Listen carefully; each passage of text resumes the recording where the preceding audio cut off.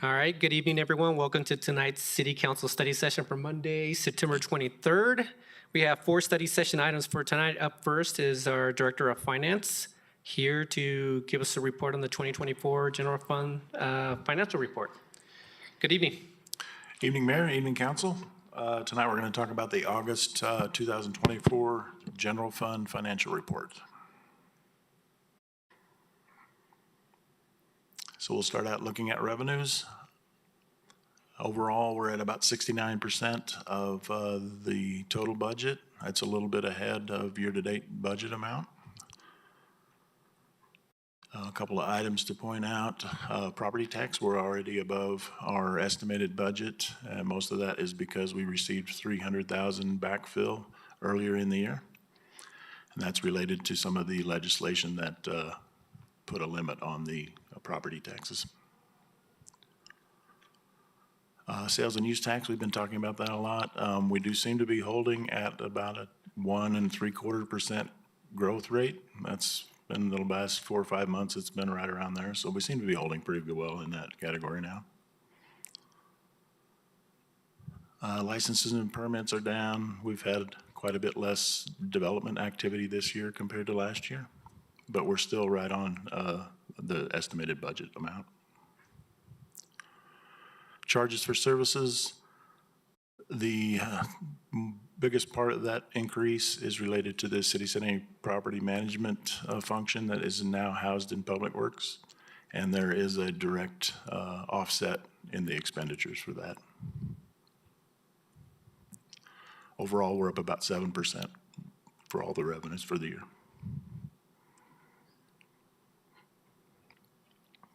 So looking at expenditures, most departments are within budget. You see Human Resources is trending just a little above budget. We do think that they will, by the time we get to the end of the year, they'll be back within budget. They have some open positions that they won't be filling right away. IT, a little bit above budget as well. We've talked about that. They pay a lot of their contracts early in the year, and as the year goes on, they tend to drop back down into within budget.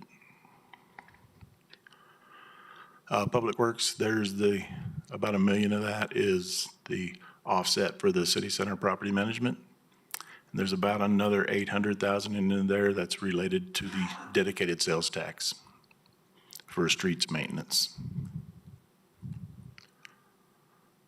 There is one other item that crosses all departments.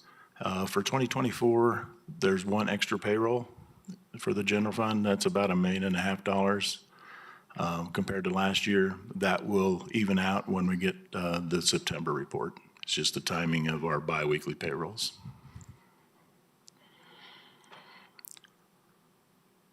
Here are your expenditures by category. Once again, the personnel, that's got an extra payroll in it. So that will come back down. We're not 18% above last year.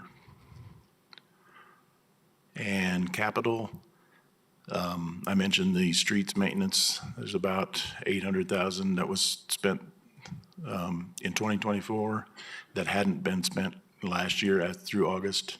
So that will even out as we go over the next couple of months. Looking at our surplus or deficit, for 2024, we're at about 1.8 million surplus.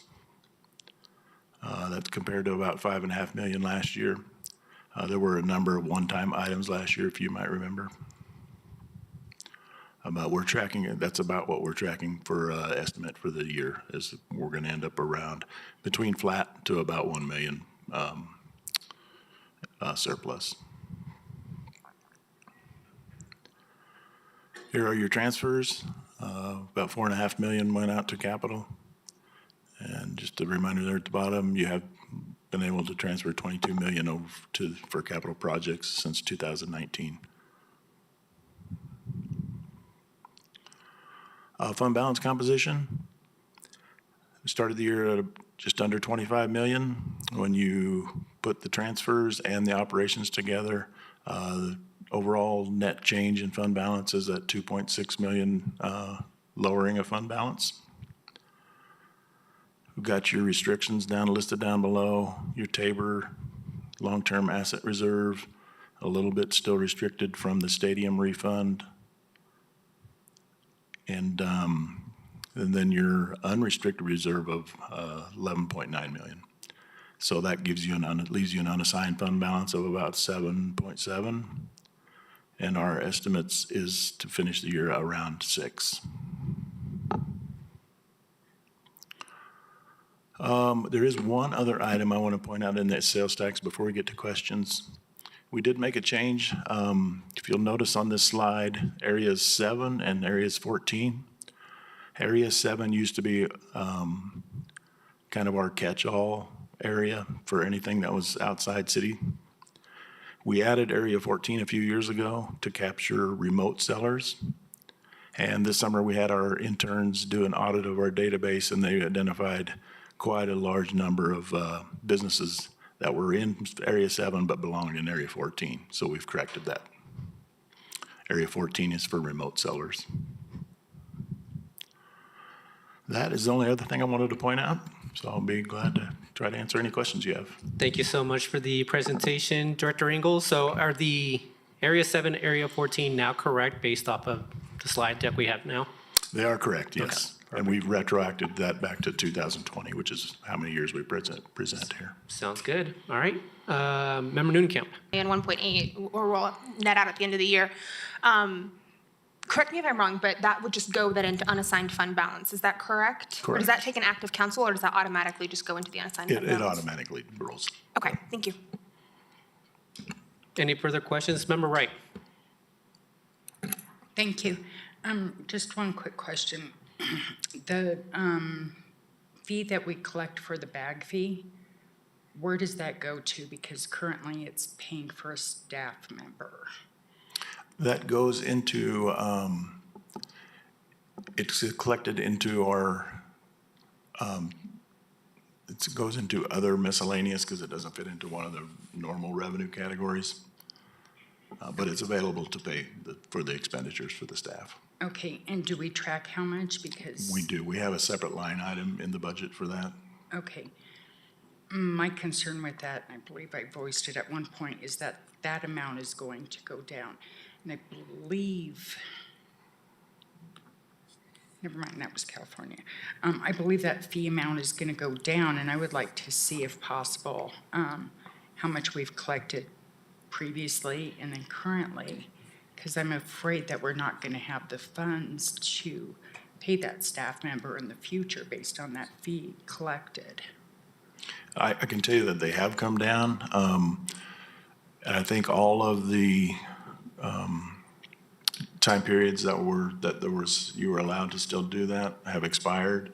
So we're still collecting the fees. So we're probably not going to change a lot from what we're collecting now, I would anticipate. But we can get you the exact numbers. Okay, great. Thank you so much. Any further questions from council? Seeing none, Director Ingalls, thank you very much for your time tonight. Thank you. All right, moving on to our second agenda item, we have our Executive Director, Hilarie Portell, EDDA Financial Advisor, Troy Bernberg, and our EDDA Treasurer, Brad Nixon, here to discuss the EDDA proposed 2025 budget. Good evening, everyone.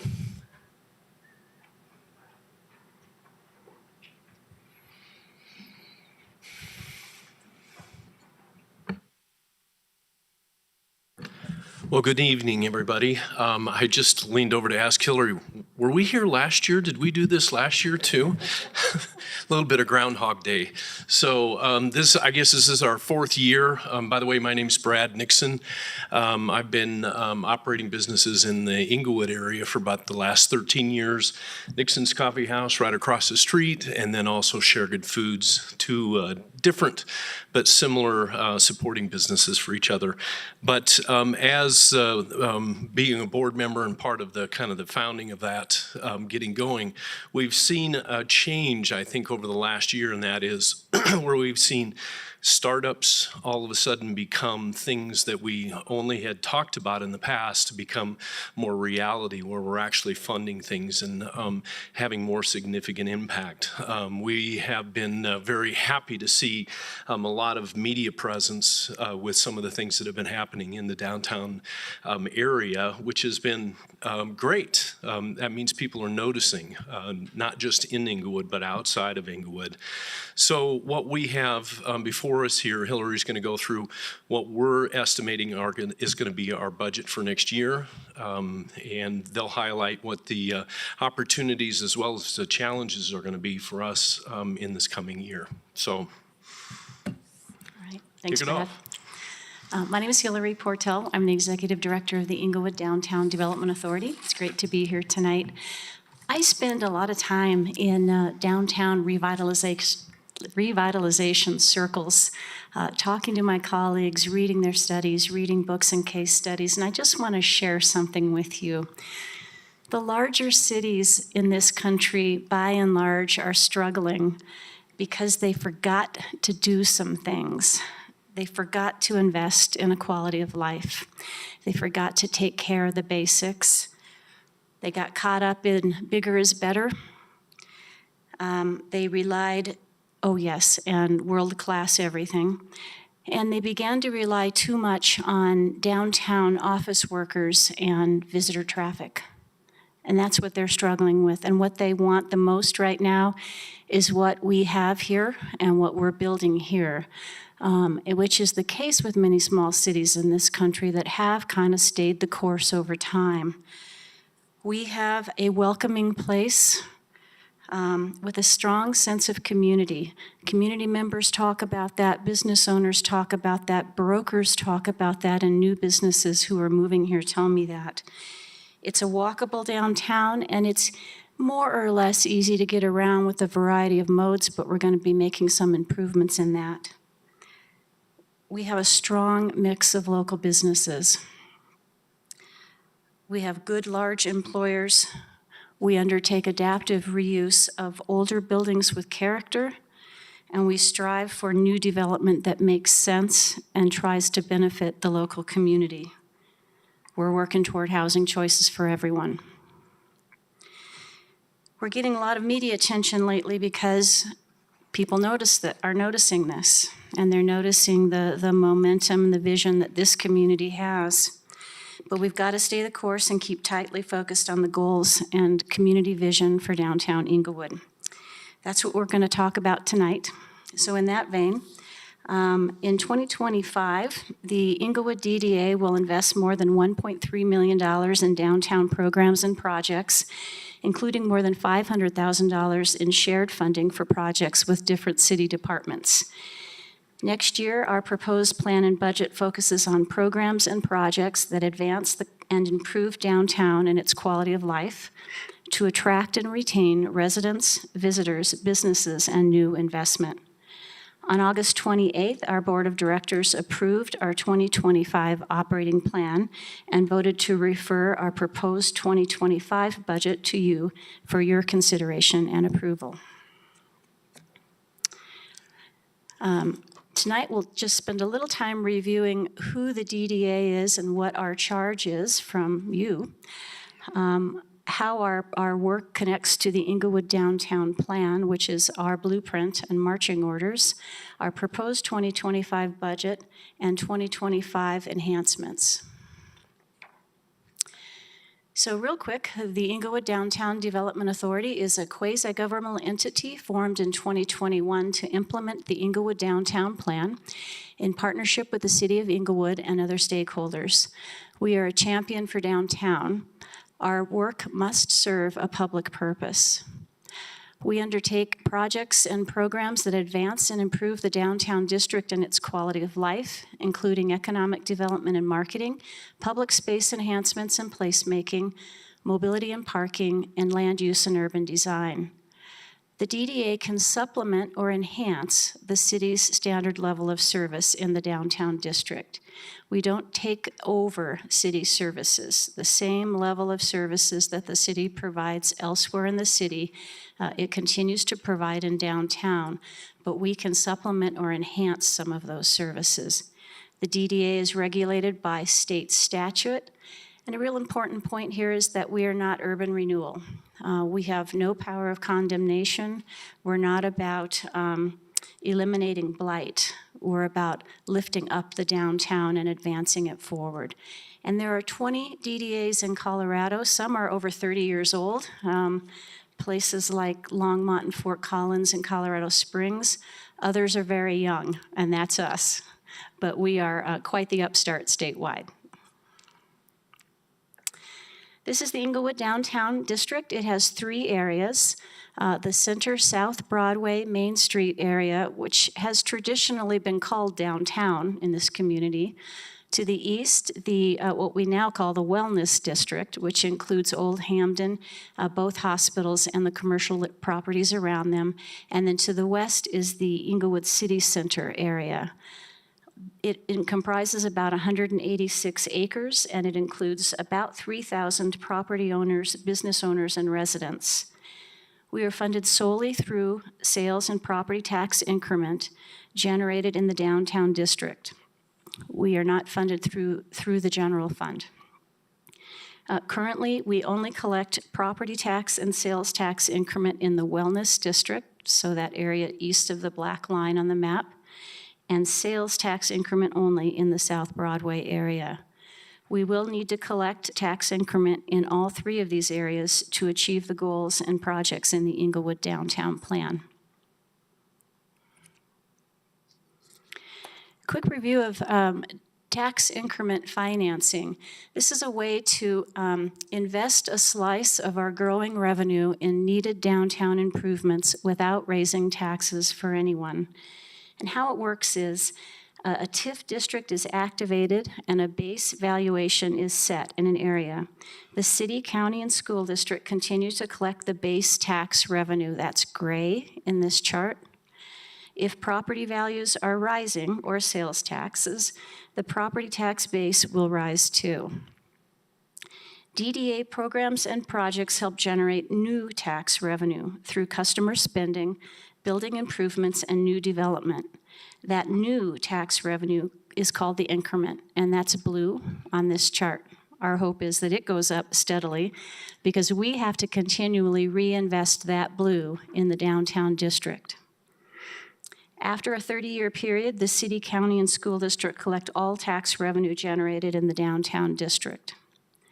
In 2021, downtown voters authorized the EDDA to incur up to $70 million in debt to finance projects over a 30-year period. As a steward of public funds, we strive to spend increment thoughtfully and strategically in accordance with state statute, the downtown plan, and our TIF investment policy. It can be very challenging to project TIF revenues these days, and we're getting some good guidance from Troy Bernberg, the Managing Director of Public Finance for Norland Securities, who is our financial advisor. I've asked him to kind of share this challenge with you. Sure. Good evening. It's nice to be with you all tonight. Yes, the challenges have been somewhat consistent since our young start out here in our 30-year life cycle, our initial 30-year life cycle. I think bringing clarity to the matter of assessment and property tax assessment, the special session legislation provides some certainty that we're certainly thankful for. The back and forth makes it hard to plan and manage the DDA's funds going forward on a going forward basis. We're still tracking multifamily assessment rates, but the commercial rates from the special legislation are notable, the changes that is. In the 2025 tax year, the commercial or mostly non-residential assessment rate will come down to 27% from the current 27.9. In 26, we'll see another dip to 26, 25%, depending on what type of non-residential property you have. And then in 2027, we'll be finally decreasing to a 25% assessment rate.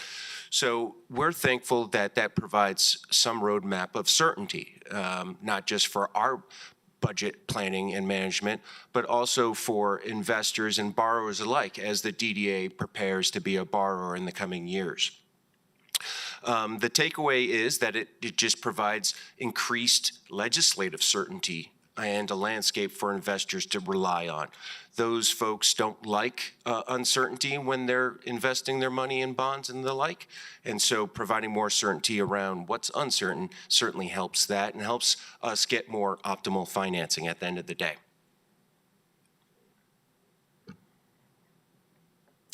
All right, we are a small but dynamic organization with an action-oriented board and staff. We have a 7-person board of directors appointed by you, 2 from each of the 3 sub-areas in the downtown district, and 1 city council liaison. We have currently have 2 staff members, both of whom are part-time independent contractors. We will have usually 5 to 6 projects. They depend on the year. Right now, we're ramping up and cycling in new projects each year. We have 2 major programs, marketing and supplementary maintenance of downtown public spaces. Everything we do is tightly coordinated with city departments. We are all about partnering and leveraging funds to achieve the goals in the downtown plan. The downtown plan itself is a 20-year vision for the downtown area with goals, key strategies, and recommended projects. It covers these 5 categories. The downtown plan was created through an 18-month community-led process. Downtown voters approved it, and the city council adopted it in 2021.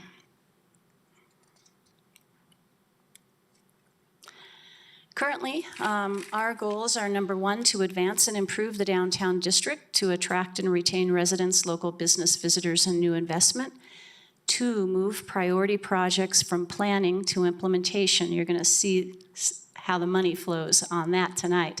Number 3, create a more connected, cohesive downtown district. And 4, continue to conduct short and long-term financial and project planning. 2 programs. So the first one is marketing. We will continue to promote downtown Englewood as an attractive place to live, work, and invest. Keep up a positive momentum and all the marketing tactics we've been undertaking. We've got some new fun partnerships in 2025, including Swallow Hill Music, which is moving its annual music festival to downtown Englewood in early June.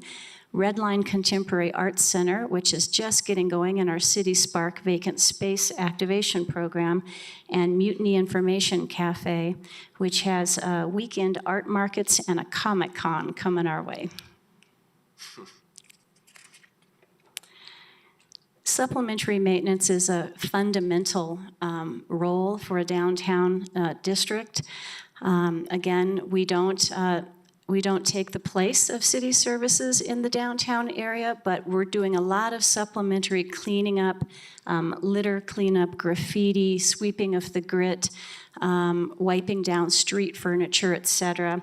We'll be doing that 5 times a year next year on Broadway, Englewood Parkway, both Paseos, Little Dry Creek Plaza, and Old Hamden and the edge of the Lincoln parking lot. So we're sort of all over the Broadway Hamden area. Downtown districts also typically take over maintenance of specialty elements or enhancements like holiday lights, planters, things that give downtown a unique identity. And so we will be continuing to handle the planter pot program. We might punch it up a bit in 2025.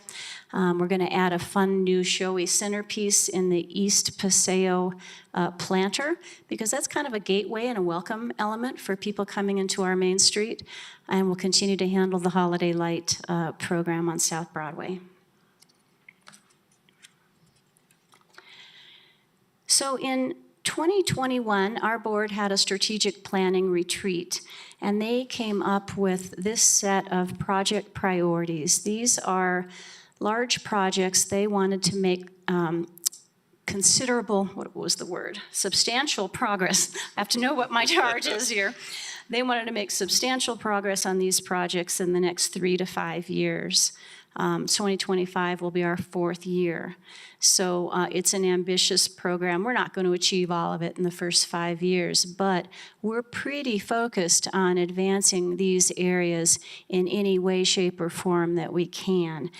These are all about improving quality of life, placemaking, improving our streetscape and pedestrian environments, our accessibility on our main streets, and investing in catalyst redevelopment projects.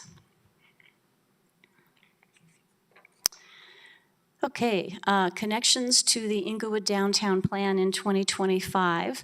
For economy, jobs, and homes, we will be working on a new vacant space activation program. In addition to City Spark, we have a new grant program for high-profile, larger vacant spaces that may be contributing to public safety concerns in the downtown area.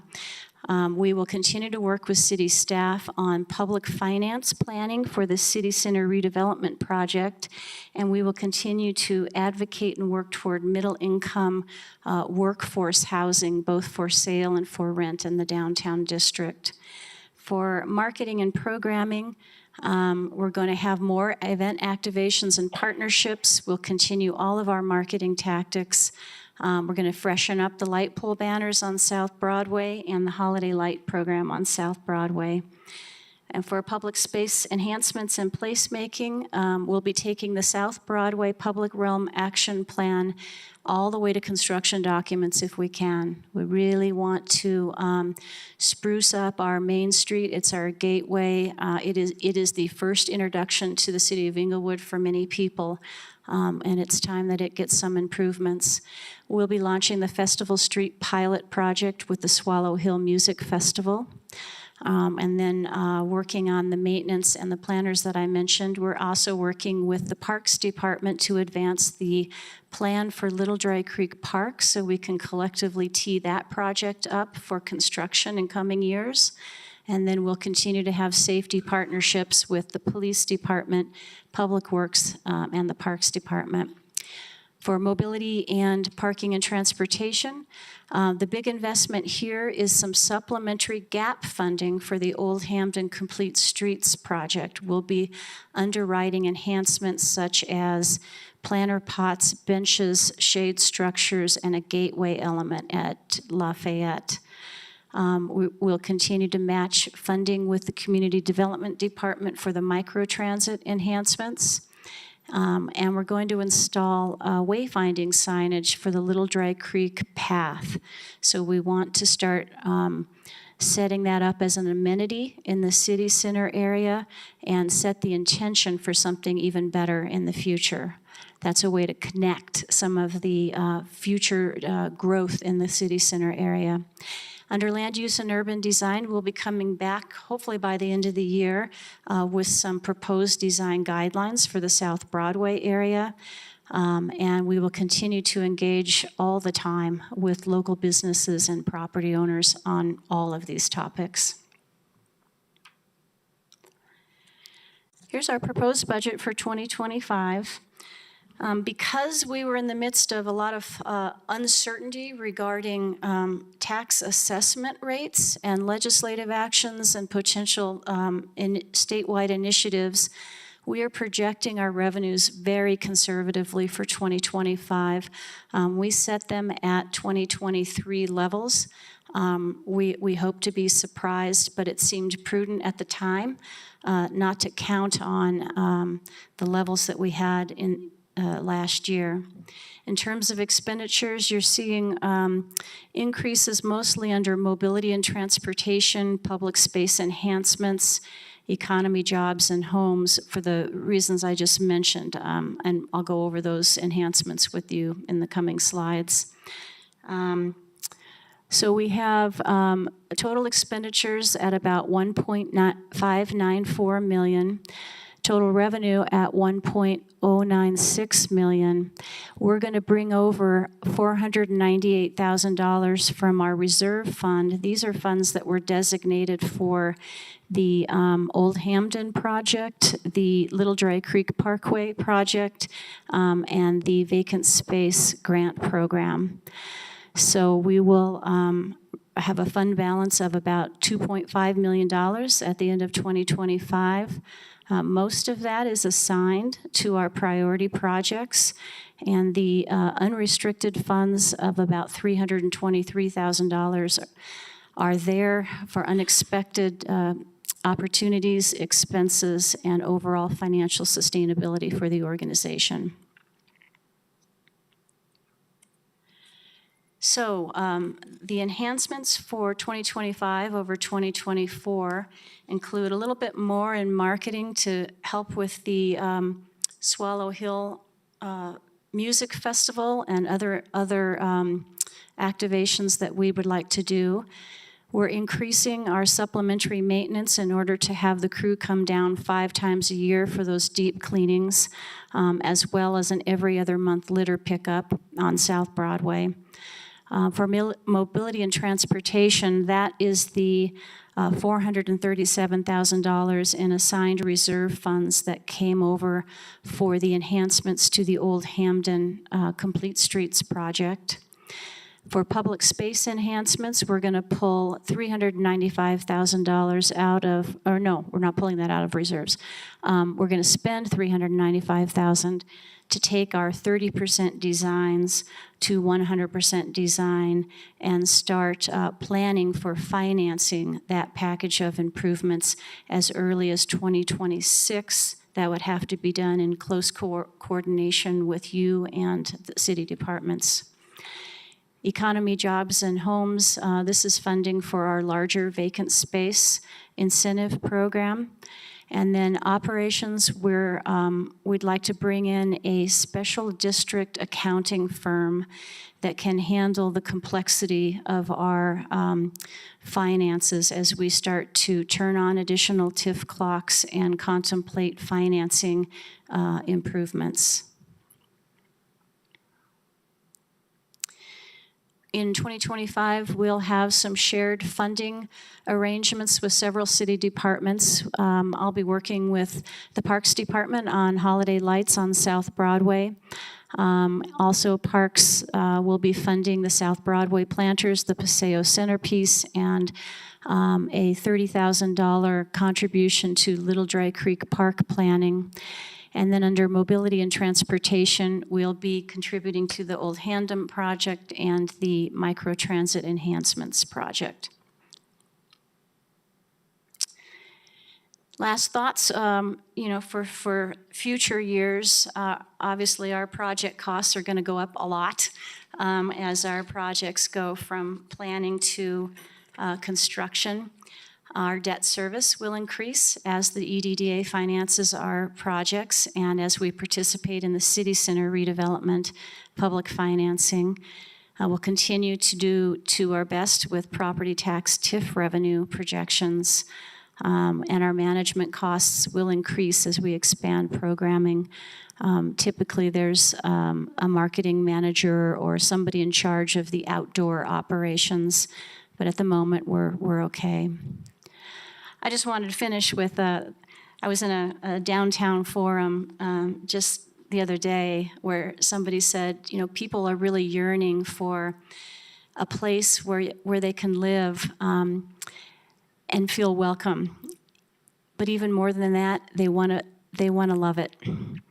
And I know that's a high bar to set, but I feel like we're on our way to doing that here, and I don't say it lightly. I think we should strive for that. And I don't know how to measure it, but that's my commitment to you. Hilarie, Brad, and Troy, thank you very much for the presentation. Very thorough. Any questions for members of council? Member Newnenkamp. Thank you for the presentation. Thank you for being here and just for your ongoing partnership. I will say, both in the study session that we had a few weeks ago, as well as what I saw at the block party this year, I'm so excited about the plans that you have in the long term, the things that are coming, and I really appreciate what you've been doing so far. I'd like to ask some questions about the marketing piece specifically, especially because you want to increase the budget for next year on this piece. I know you've had some conversations around, Swallow Hill and some of the things that are coming in, but we've seen this recent trend of South Denver businesses finding new homes in Englewood. Can you speak a little bit more about what role, if any, has the EDDA played in some of those transitions, and how are you thinking about potential opportunities for more of those kinds of transitions coming up, and what's your marketing look like specifically to businesses that can fill vacant areas in our downtown? Well, I think local businesses are starting to realize all of the things we have to offer here. We've had 10 business relocations in the South Broadway area in the last 9 months. And they all say the same thing. It's not just about rents. That helps for some of them, for sure. They all say that they experience a quality of life here, a personal attention from the DDA, the city of Englewood, all of you, that they never got in a larger city. They feel safer here. They feel like that people care about downtown. And so when I meet with all prospective business, as soon as I hear about them, Darren Hollingsworth and I set up a meeting, and we're getting pretty keyed in with the property owners and the brokers in the downtown area, and we lay it all out for them. Here's what we have to offer, and it's this entire downtown plan, it's the public investments in the area, it's the grant products that the city offers as well as the DDA, and it's the idea that they're getting recruited. They never had that treatment before. And when they make the decision to come here, we have a welcome meeting too, and keep track of how they're doing, if they need any assistance in streamlining the approvals that they need to get their doors open. Right now, I'm working with the crafting cluster. So the flower pop strategy wasn't just murals on walls. It was really about celebrating and supporting this idea that we are now a destination for creative and crafting-oriented businesses. And so we've done this promotion. We worked with all of them. We involved them in our block party engagement, and now we're investing in some marketing to help them attract their customers to the area. So I'm doing the same thing with the artists. Wait till you see what's coming. So it's a very personal approach. It's keeping the messaging straight, and it's following through and doing what you say you're going to do, and keeping in touch with people. This business is all about relationships. I appreciate that, and that's wonderful to hear, and I appreciate just also the responsiveness to people who are exploring Englewood. Just to drill down a little bit, so I can understand better, in your experience and in the conversations you're having, how are people finding Englewood? Why are they choosing maybe Englewood or instead of Littleton or Sheridan or other places? And specifically, how are you thinking about maybe letting people know who haven't thought about Englewood that they can come and think about Englewood versus just responding once they've already shown an interest? So it's through brokers, it's through word of mouth. Our social media is pretty effective right now. The media attention that we've attracted in the last 60 days will go a long way for us, and we're repackaging that as well. The creative activations and events that we're investing in are making Englewood feel like a place where interesting things are going on. There's something's going on over there. We've got to take a look. And I think there's some buzz that's being generated. It's great to hear, really helpful. Thanks so much. Member Wright. Thank you so much. This is the pleasure of first having a meeting with you all in this setting. So to piggyback on Member Noonenkamp, how closely do you work with the Englewood's Chamber? Oh, all the time. I should have mentioned that earlier. That's my bad.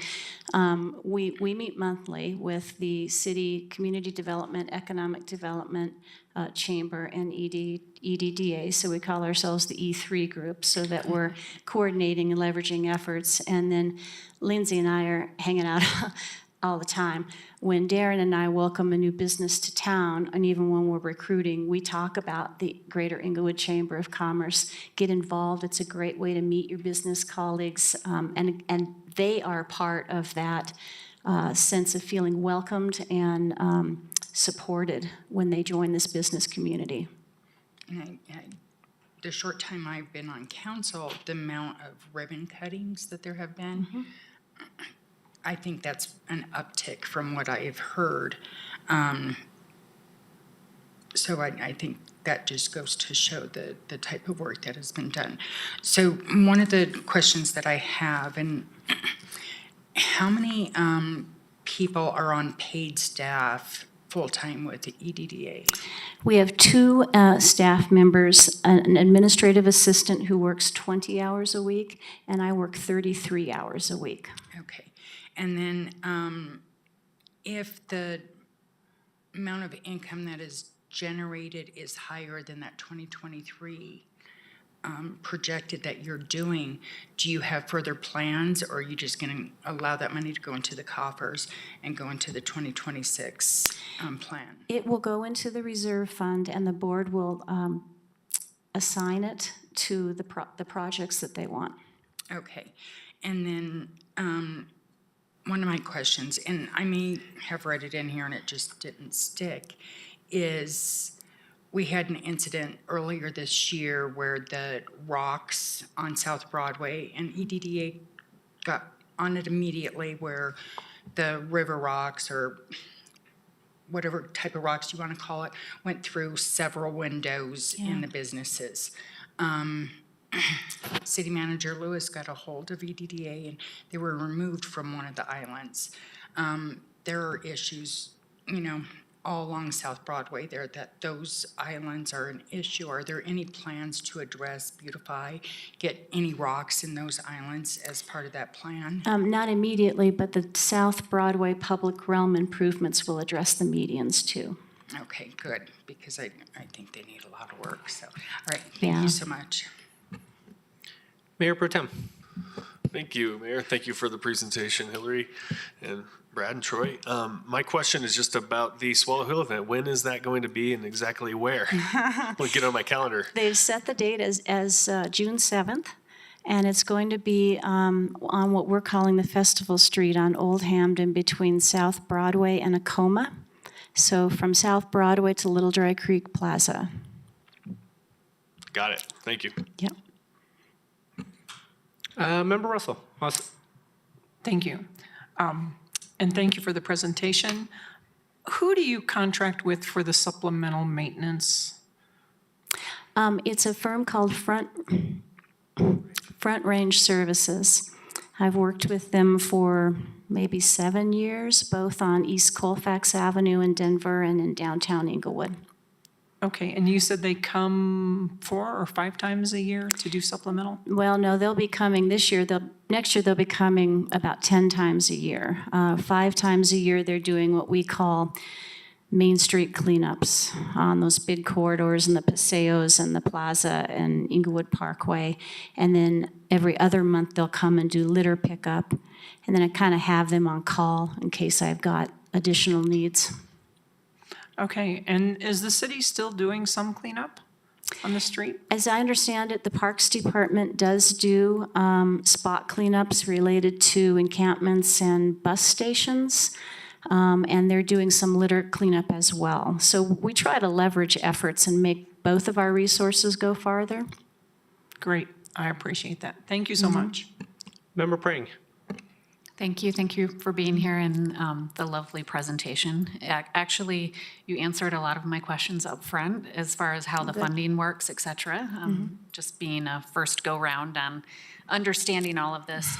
I did have one question in the area under mobility and transportation, and then under the subsection, I guess, multimodal parking, downtown multimodal parking. You state that with the Parks Work Department, that you'll participate in new city parking program and represent the downtown district regarding parking regulations and enforcement. Can you tell us a little bit more about that and what the new parking program is? Well, I don't know yet. Last year, we completed a kind of an analysis of the downtown parking, all of the available spaces and amenities in the South Broadway and Old Hampton areas, and came up with an analysis of how the parking is being used today, how it might be managed differently, and how regulations might evolve over time, and at what point do we need to add additional parking capacity.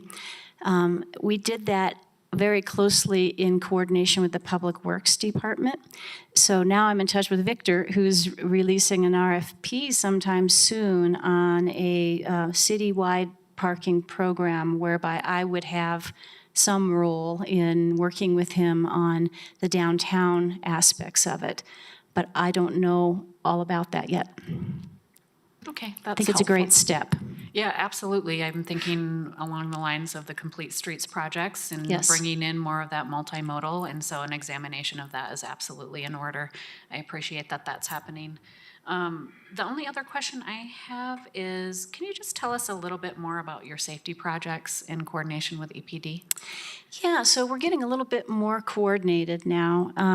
When there is a kind of a hot spot identified, for example, Little Dry Creek Plaza has been a difficult area for a while. I've joined in a multidisciplinary group with the police, Public Works, and the Parks Department, and we look at the situation and we each take on a different aspect of it. The police do law enforcement, right? Parks Department does crime prevention through environmental design improvements in that space. They also adjusted the timers on the lights at night, both in the plaza and on the park. The role that I took on as the DDA was working with adjacent private property owners and Excel Energy on lights that were out at night to get them back on in the area. And the first thing you look at night, right, is lighting. And then we started investing in the Festival Street concept. We worked with the new restaurant tenant on the corner by the plaza to make sure that they were getting in and they were going to be able to activate that corner. We're working with another property owner to activate another corner on that street, worked with the bank to turn their lights back on, found Swallow Hill to do an activation next spring. We will be wrapping streetscape improvements all the way down that street to the plaza as part of the South Broadway project.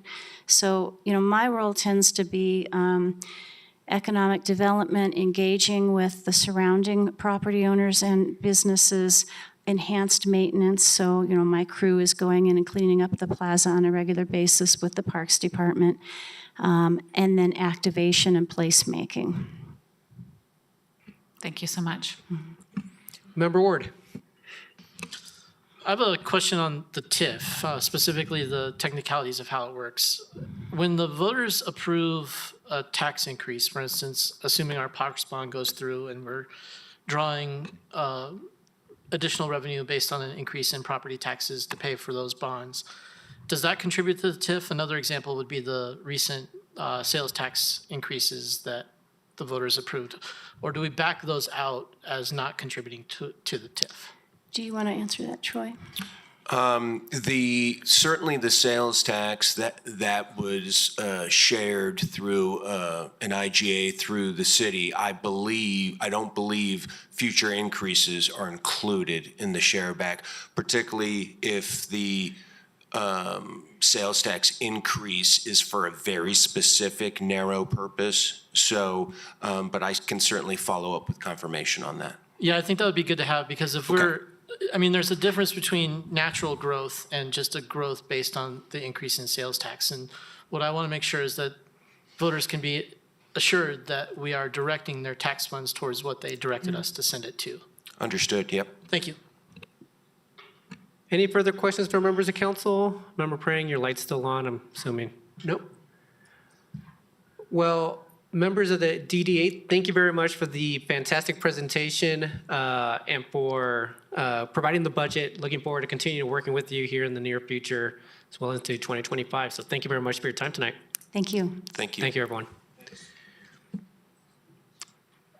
All right, everyone, we're moving on to the third agenda item. We have Deputy Director of Parks and Rec, Brad Anderson, and Recreation Manager Nancy Baum here to discuss the City of Englewood's age-friendly plan. Hello, everyone. I'm Nancy Baum. I'm the Services Manager for the City of Englewood, and I'm housed out of Manly Recreation. Sounds good. Thank you, Nancy. I think you're going to be solo tonight? All right. All right, if you wouldn't mind just pressing the button, even though your voice does carry, but just for the people at home. Hopefully I don't blast you all with my loud voice. Sorry about that. Thank you so much for taking the time tonight to have me here. I'm really excited to talk to you about ways that the City of Englewood can be a more age-friendly city by implementing an age-friendly action plan. I wanted to start tonight with just some faces of our age-friendly action plan. Since I am housed out of Mali, I have a lot of heart and connection to those folks, so I just wanted to share some photos of them. Not only do we have active patrons at our center, we also have volunteers. We also partner with the Englewood schools to do an intergenerational pen pal program, as well as events, hiking opportunities and excursions, opportunities for cultural arts, creativity, and then also our staff is a huge part of everything we do at Mali. All right, so let's get down to it. So some data points of interest. Recently, Colorado did a study for population by age. So in this graph here, we're comparing ages in 2022 versus 2032. So if you look here, the 65 and over population will experience a 32.3% growth in the next 10 years, just in the state of Colorado alone, which is fairly significant. And then if you look at the next down, ages 45 to 64, again, we're seeing a 9.7% increase in that age range. Current population trends, so if you look at this graph, the red section are millennials, green is Generation X, purple is the baby boomers, and then the blue is the silent generation. So that is a graph from 2023. Think about as the years go on, how those numbers will shift to the right. Again, looking at a comparison between 2020 and 2030, 65 and over represents 53% of the total growth in our state. So a significant increase in population there. Let's look at some local statistics. In 2022, the U.S. Census noted that of the 33,634 people residing here in Englewood, 10,768 of those, or 32%, were over the age of 50, and almost 7,000 people, or 21%, were over the age of 60. So that is significant for our city. We have 30% who are aging. In addition, the old age dependency ratio was 19.9%. 21% of Colorado's population will be over the age of 60 by 2030, according to the U.S. Census Bureau. And Colorado's population of older adults is also projected to double to 1.7 million people by 2050. With people in the U.S. aging better and living longer, older adults are one of the fastest growing groups in the country. In fact, 80.8 million Americans will be 65 plus in 2040, more than twice as many in the year 2000, which I find to be interesting. These are sort of astonishing numbers. So what is the City of Englewood doing to address this population? Well, as you all know, we have the strategic plan. And one of the community well-being goals for senior services was to enhance the services and programs for senior citizens focused on safety and security, reduction of food insecurities, aging in place, and housing. So I took a closer look at those objectives, and I noticed that we really have 6 core things that we'd like to implement for the age-friendly action plan. And these include food security, nutrition, personal safety, housing and aging in place, cyber safety and technology assistance, and financial health resources. So what exactly is an age-friendly community? Age-friendly states and communities encourage and support planning to address aging trends through local focus on physical environment, economic implications, and social factors. They encourage and benefit from diverse citizen engagement by including residents in a process to identify the community's needs and to implement an action plan to address those needs. So a big part of this is going directly to the older population and asking them what they need, what resources, what services do they need. Age-friendly communities are inclusive and considerate of the perspectives of all residents, all ages, and all persuasions. So why do we need an age-friendly action plan? Well, we want to enrich the lives of the older adult population here in Englewood. After all, 30% are currently over the age of 50. And we want to enhance and expand programs and services to meet their changing needs as current and future older adults. We want to build upon those current programs and services, as well as identify potential gaps or areas that we can improve. We want to gather more specific data on needs of the older population. And we want to best serve the community and better understand their needs by receiving input, again, directly from the older adult population in Englewood. And how do we go about that? We have annual surveys utilizing multiple formats. So not just surveys with a QR code that you access on your smart device. We have to meet people where they are and have several formats so that all can participate. We could have biannual town hall opportunities and focus groups, as well as meet the manager open meetings so that people can come together and give feedback and input on what they truly need. So who are our age-friendly action plan stakeholders? These are our collaborators in our efforts to enrich the lives of older adults in Englewood. Our citizens and community members, patrons and volunteers, specifically of Mally, employees of the City of Englewood. You'll see several divisions noted here: Senior Services Division, Public Library, Parks, Recreation, Police, Communications, Neighborhood Services, Facilities, City Council. Community partners, Englewood Public School District, which we partner with right now. Civic clubs, Rotary Club, Greater Englewood Chamber of Commerce, Downtown Development Authority, and of course our partners and sponsors. Here are just a few agencies that we partner with currently. So taking a closer look at those 6 areas that we identified that we really want to focus on. One of those is food security and nutrition. We currently address these through a meal program by the Volunteers of America, Monday through Friday at Mally. They offer a nutritionally balanced meal for those 60 and up. We could also expand food bank and pantry access and awareness in our community, as well as offer nutrition education. So one of the goals that I have as Senior Services Manager is to increase participation in the Volunteers of America lunch program at Mally by 25% and connect those with mobility concerns to Meals on Wheels. I'd also like to partner with the Swedish Medical Center to provide quarterly nutrition counseling. And I would also like to partner with the Food Bank of the Rockies to provide evergreen boxes, which is essentially dry goods that are a commodities type of box for those 60 and up. Another one of those initiatives is personal safety. So we want to educate folks on frauds and scams, personal safety, and of course, home safety. One of our goals is to provide 2 programs per quarter targeting the safety concepts from the community partners, including EPD and Arapahoe County District Attorney. And we'd also like to continue to offer the Safety Symposium for older adults annually at Malley Recreation Center. We just had this on Friday and it was really successful.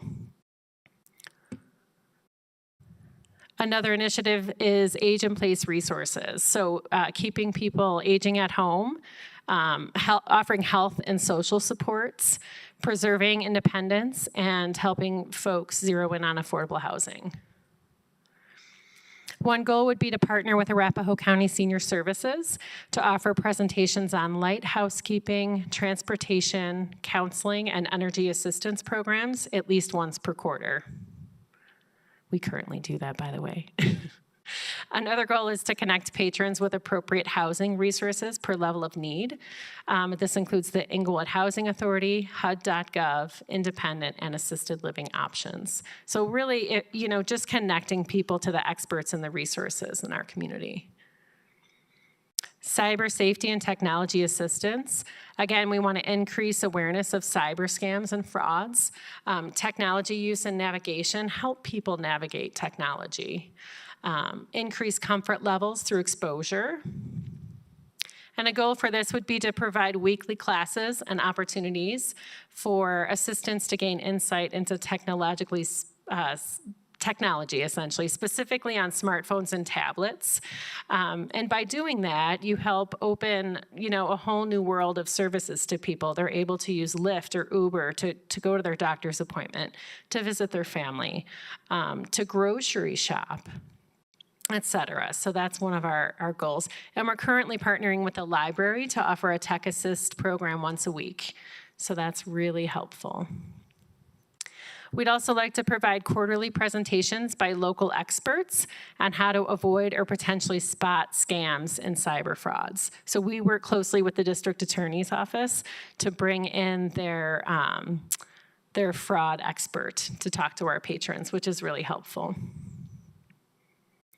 We'd also like to look at financial and health resources for older adults. So bringing in the Social Security Administration and Medicare directly from the government source so that they're hearing viable information that's most up to date. So that's really helpful. Also offering opportunities to look into options such as wills, trusts, power of attorney, and local health resources.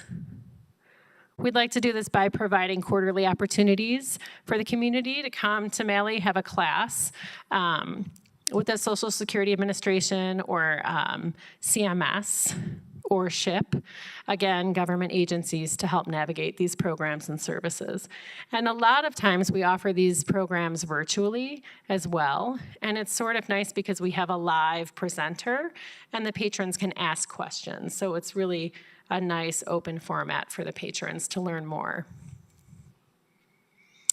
We'd also like to provide monthly classes by local experts and partners to provide tools in creating a will, trust, medical or financial power of attorney. Those are important things. And we'll continue to offer our annual Healthy Aging Expo with vendors to provide resources and information that will really help to enrich the lives of the older adults in Englewood. There are a lot of areas to address when working with an age-friendly action plan. These are a few additional areas of need that I would like to really explore. Transportation, accessibility, and ease of use are big for older adults, as well as social and intergenerational programming. If you look in this picture right here, you'll see one of our older adult members working with a youth in the community on the Pen Pal program. So what they do is they write each other letters all year. Each week, we're shuffling letters back and forth, and at the end of the year, they have a pizza party and they get to meet in person. And it's really a beautiful example of intergenerational connection in our community. So my goal is really to expand these programs and look at ways we can continue to do that.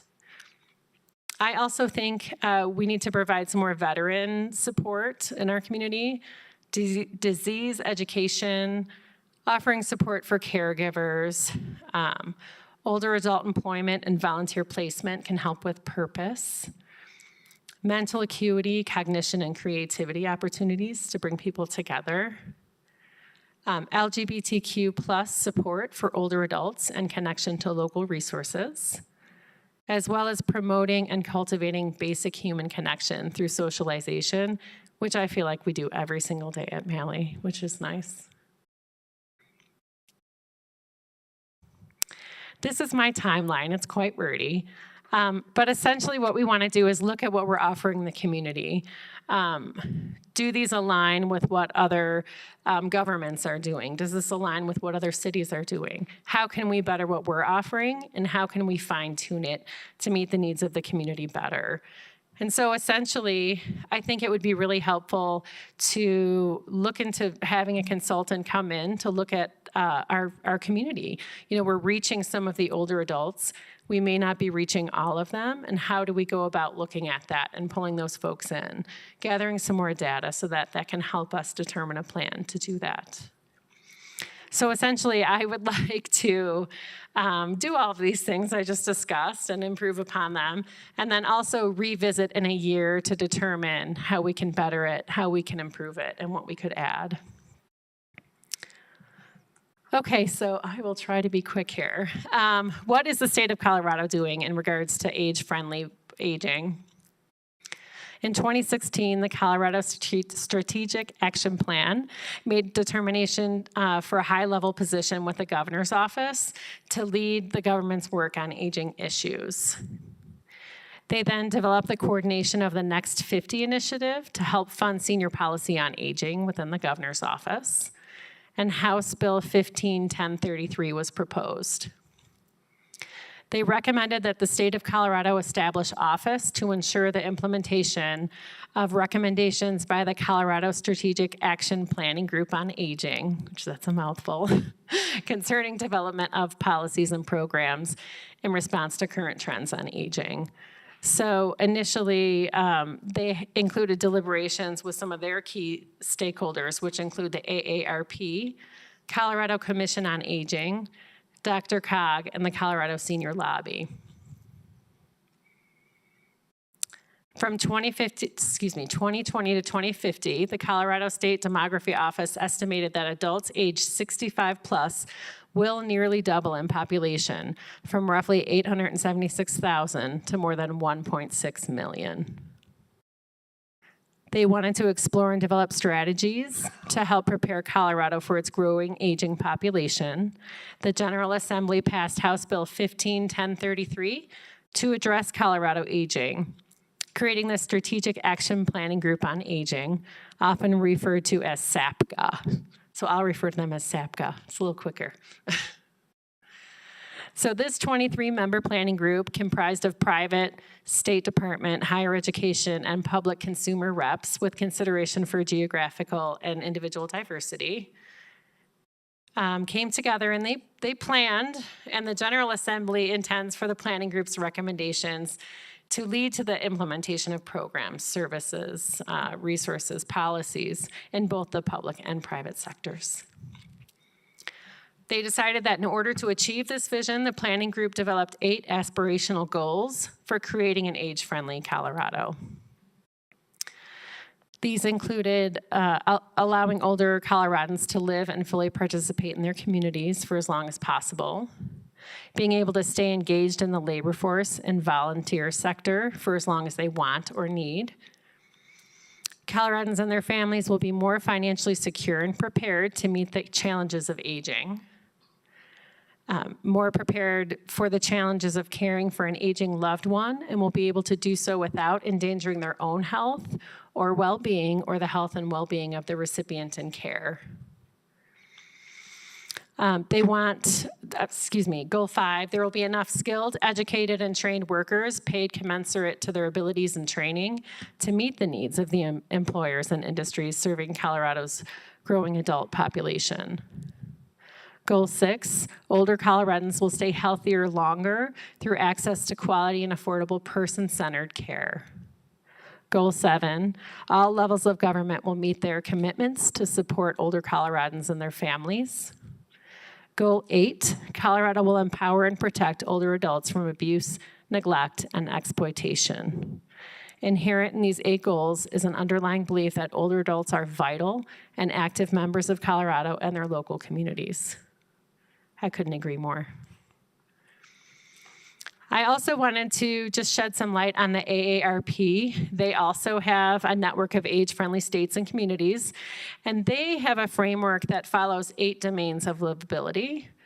As you can see, they're outdoor spaces and buildings, transportation, housing, social participation, respect and social inclusion, work and civic engagement, communication and information, and community and health services. And the World Health Organization also has a framework when considering age-friendly cities, and these are community and healthcare, transportation, housing, social participation, outdoor spaces and buildings, respect and social inclusion, civic participation and enjoyment, and communities and information. So you can see some overlap in these frameworks. And we see some common themes between the 3. These include access to affordable housing or aging in place, which happens to be part of our strategic plan as well. Opportunities for social participation and inclusion, access to transportation, outdoor spaces to gather, and community information and health services. So these are sort of the core things that we want to look at in creating our age-friendly action plan. I did want to list, there's several research studies out there in case anyone here is interested.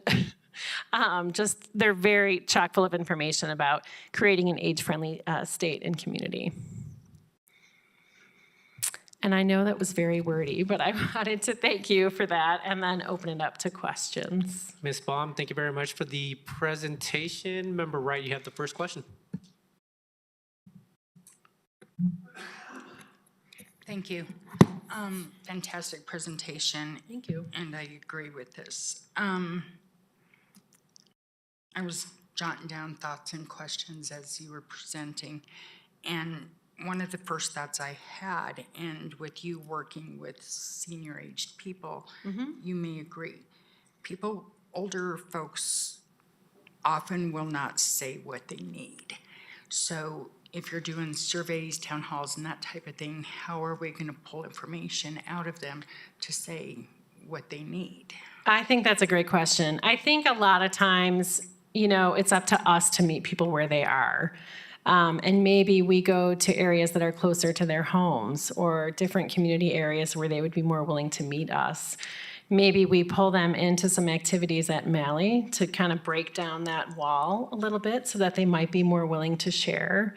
Or maybe we put a table in the middle of the street and say we're here. So, we could also do a mailer to pull people in. I think, for me, I'm really passionate about working with this population. And I think in order for us to reach them and work with them and pull them in, we really have to meet them where they are, if that makes sense. And my thought is also, I feel that men in this age group are even less likely to tell us what they need than women would be. So that's even an added Potentially. difficulty. We do Yes. have a lot of patrons right now who are fairly outspoken, men and women. Well, they may be outspoken, but will they tell you what they personally need? I think part of that can come from us getting to know them a little bit better too.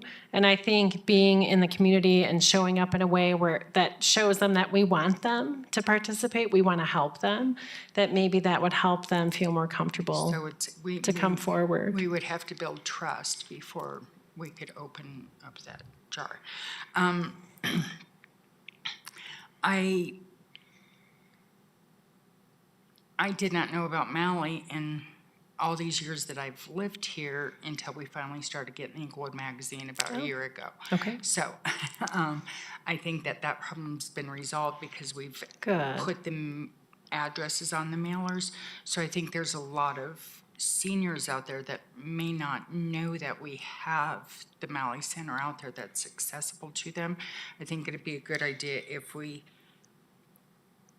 made it bigger and more out there saying, hey, we want you, and do some of that verbiage.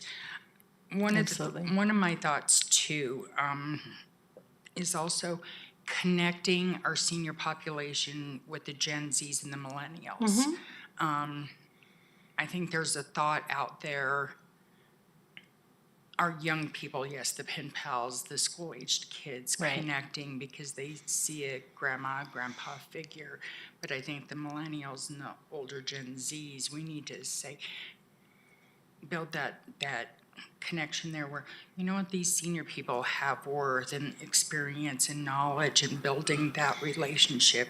If there's a way that we could do something like that, I think would be valuable for both parties. And it's bringing all of them in together. I agree. If I could just state, I'm really interested in working with a local agency called Linkages, and they offer toolkits for intergenerational programming. And so we actually have them coming to speak at our center in a month for the Colorado Parks and Recreation Association Active Adults Programs and Services Group. But my goal is to really tap into their toolkits and find out things that they have done that have been successful, and then really try to connect different generations in our community. I think would be great. I mean, even, yeah, and that's something you say toolkit. It'd be great to put generational people together to build something and stuff. The knowledge that some folks have. Absolutely. To help somebody build a shed or, you know, a chicken coop or something.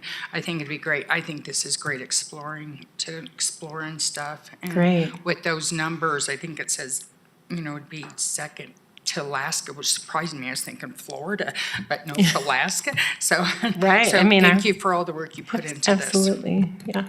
I just want to add really quickly that a lot of research shows that we're breaking down the stereotypes and walls of ageism with intergenerational connection as well, just by bringing people together in a community of different ages. And talking about something that we can all relate on, it really breaks down barriers and ageism as well as stereotypes. So it's exciting to have that opportunity. Member Newnham. Thank you, Mayor. Manager Baum, thank you so much for the presentation. Your care and your dedication for this population is very evident in how you speak about your work. And so I'm very grateful to have you here tonight. And I'm very grateful to see this plan before us. I remember when we added this to the strategic plan, and something that I've cared about since being on council, and I'm really excited to see us here. Probably influenced in no small part by the fact that I live next to a 93-year-old woman in my neighborhood in Englewood, which is not a rare occurrence for us here.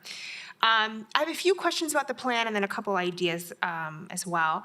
One, and you may have said this, and I apologize if I missed it at the beginning, but can you tell me a little bit more about what information, what are the inputs into this plan?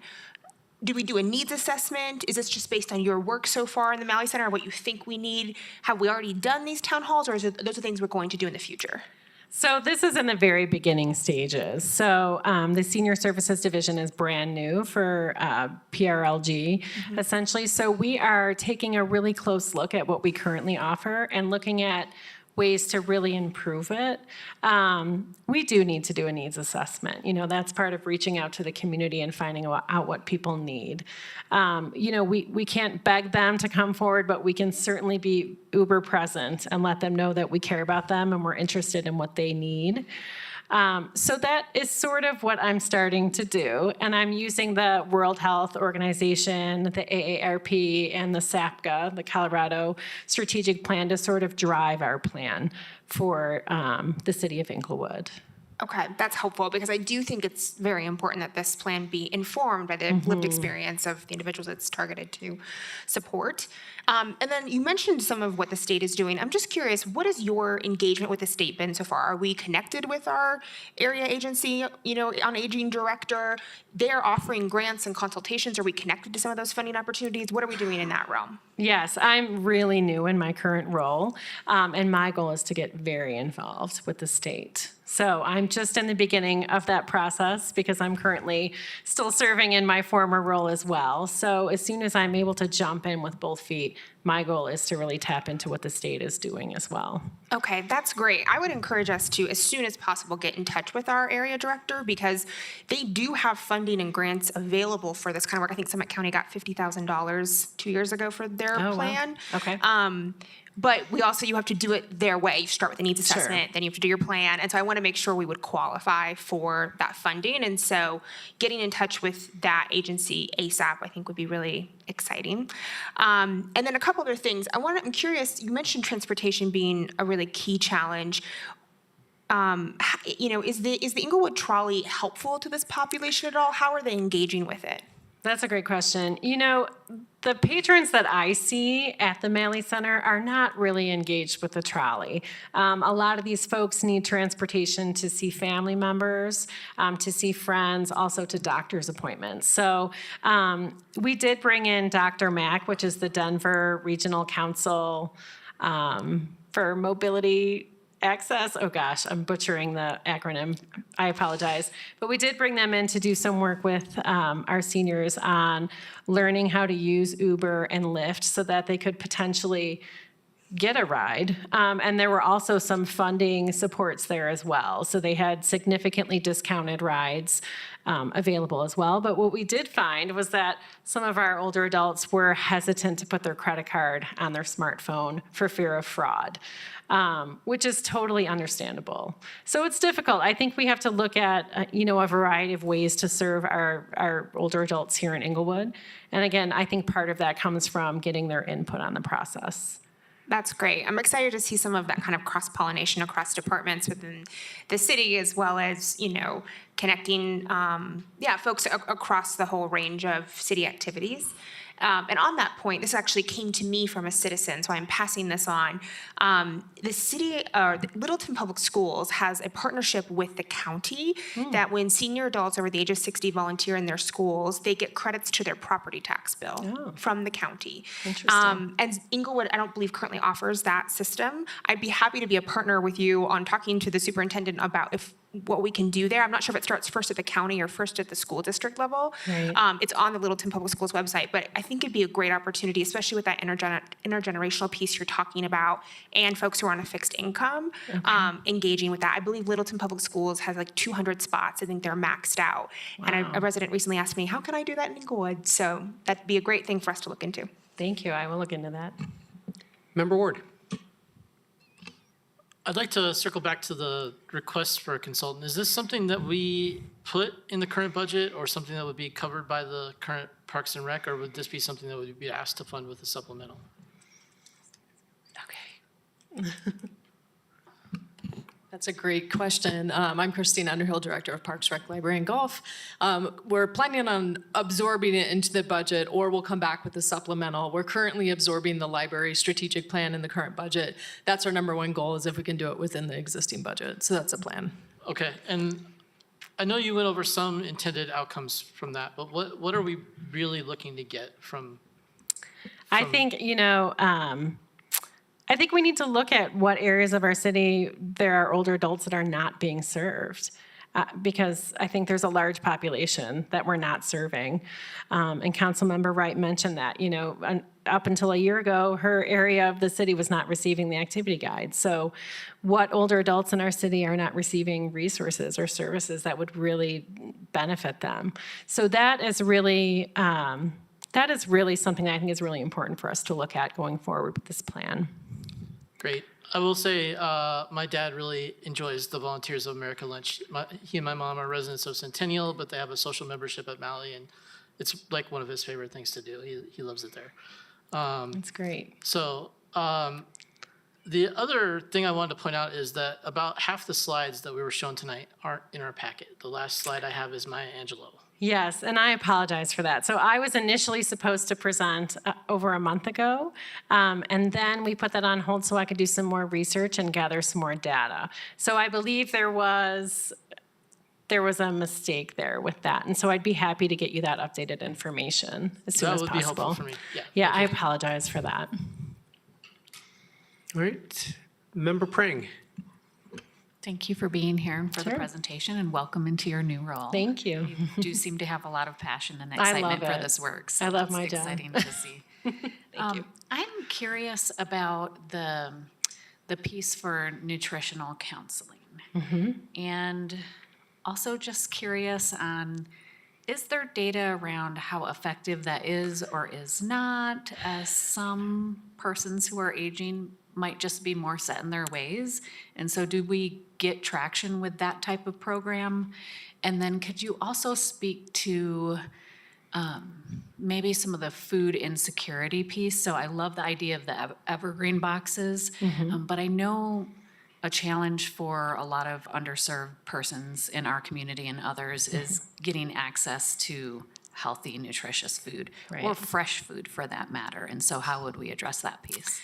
I think we don't necessarily need to reinvent the wheel on this. I think there are a lot of food pantries that provide fresh, nutritious foods. We just need to tap into those resources and then make the connection with our residents, right? So, these are the food banks that offer fresh produce on these days of the week, and maybe create a document, put it on our website potentially, to get that information out into the community. The Volunteers of America meal is nutritionally balanced.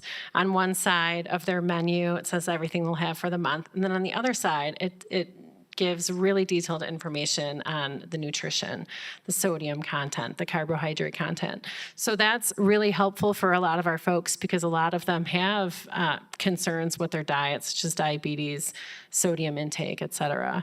We recently partnered with Swedish Medical Center to come in and do some educational programming. And typically they have a physician come in and do like an hour-long presentation, say on joint inflammation or diabetes or brain health or falls, recovering from a fall. And I have spoken with them about nutrition, and they would be willing to come in and do some 1-hour classes here and there. I do think it's an arena that we would want to dive into more closely and research some more options to help spread that word. And sometimes, with nutrition, when you know better, you do better. A lot of times our folks are just getting by and, popping something in the microwave because it's easy and they just want to eat, So I think just really talking to them, about the reasons why nutrition is important long term, I think that could change some lives. So I think that's really important. Yeah, I appreciate that answer. And as you were speaking, I thought of another opportunity for the intergenerational piece. So if we can get stronger in our connections with the food banks, and especially to do some of that outreach to those that are aging in place in their own homes, Right. with or without care. I wonder if there's some potential there for delivery of some of that fresh food out to homes directly, just to kind of get a Absolutely. wider variety of nutrition into their hands. And I have to say, recently the community garden here in Englewood was dropping off a ton of their delicious fresh produce every week at Malley, and a lot of our patrons loved that and took home fresh tomatoes, squash, cucumbers, zucchini. I mean, they were ecstatic. So it's really nice that we have that connection here as well. Anything further from members of council? Well, Ms. Baum, I'm sorry that we had to delay you a month, but thank you very much for the presentation tonight and for the passion that you show in your role, and congratulations on your new role as well. So thank you. Thank you so much. If I could just share one more slide with a quote that I thought was kind of important. Everyone has a story to tell, and it's our job to pull up a chair and listen to the older generations. I think we can learn a lot. That's it for me. Thank you very much. Ms. Baum, thanks again for your time tonight. And everyone, we're going to take a 10-minute break. We want to get back here just around 7:40, and we'll pick up with the last agenda item. Thank you so much. I'm so nervous. Thank you so much. Thanks.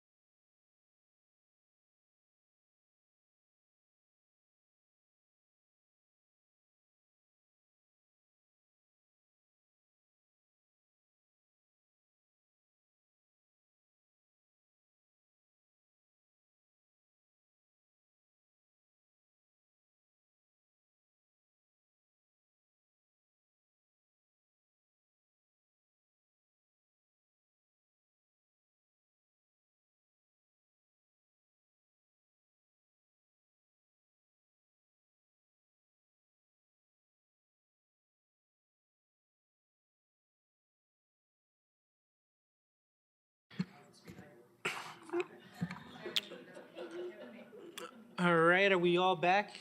Is our city manager around or? Oh, there he is. Perfect. All right, everyone, we are now back. We're moving on to agenda item 5. This is Director of Community Development Brad Power, Planning Manager Bryan Isham, and Senior Planner John Voboril here to discuss a potential supplement update to the Englewood Forward Comprehensive Plan. Good evening, gentlemen. Good evening, Mayor, members of council. I just wanted to kick us off very briefly, and I'll turn it over to John.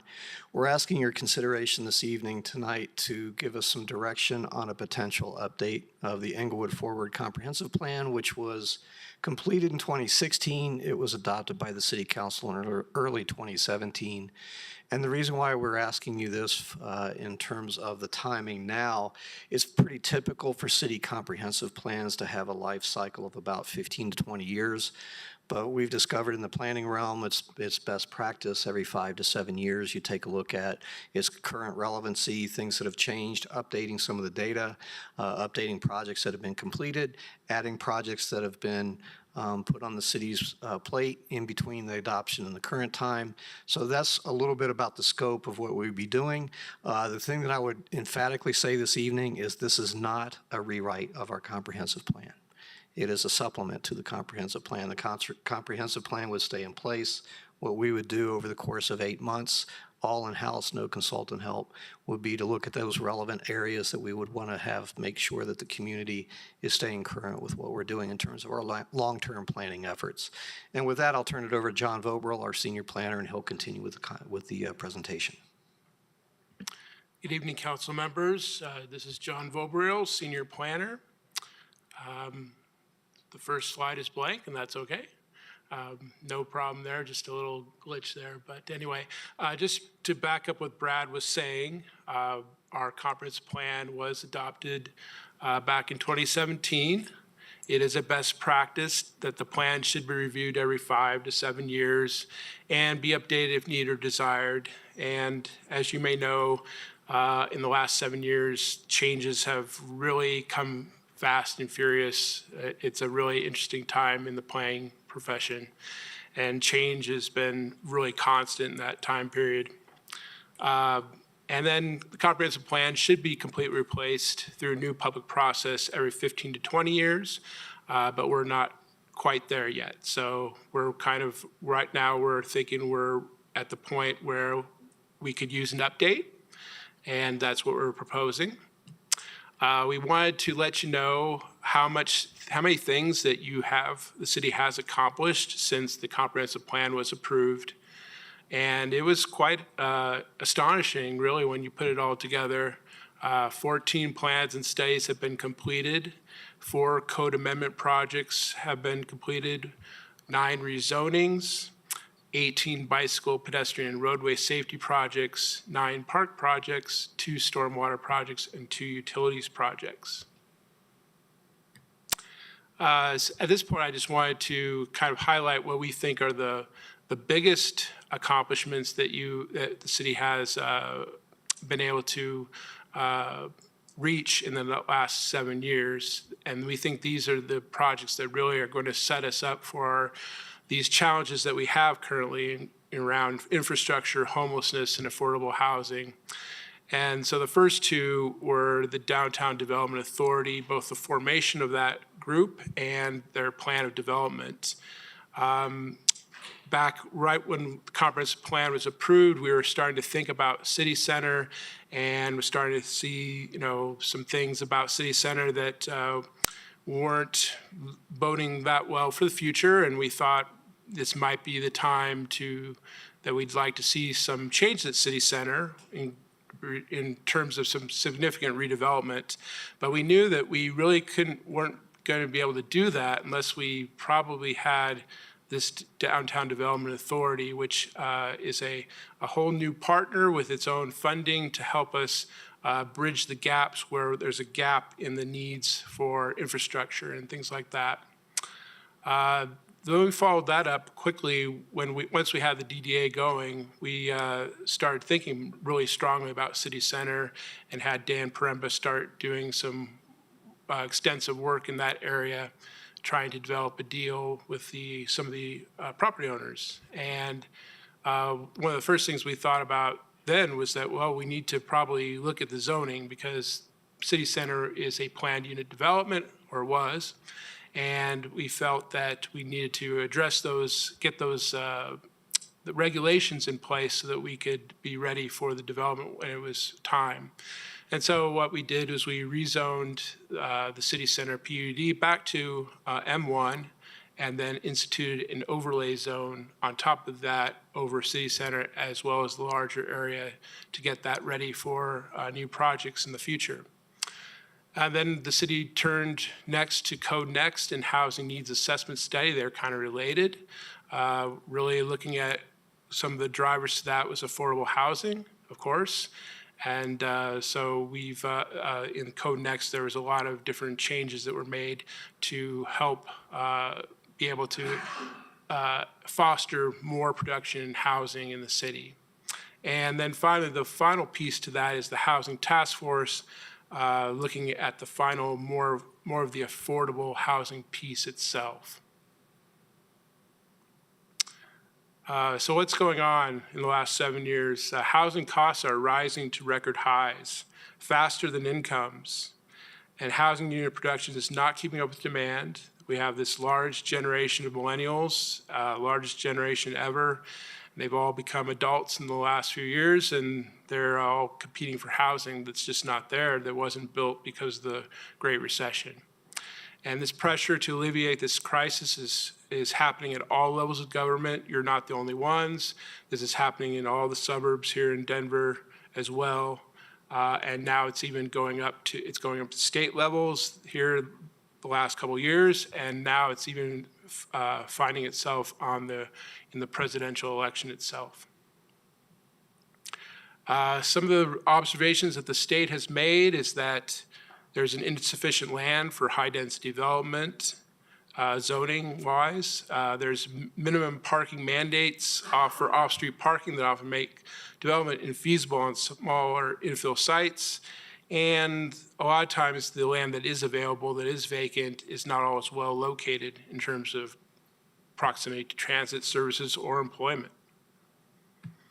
And so the legislature was very busy this session here in early 2024 and passed half a dozen different bills to address affordable housing.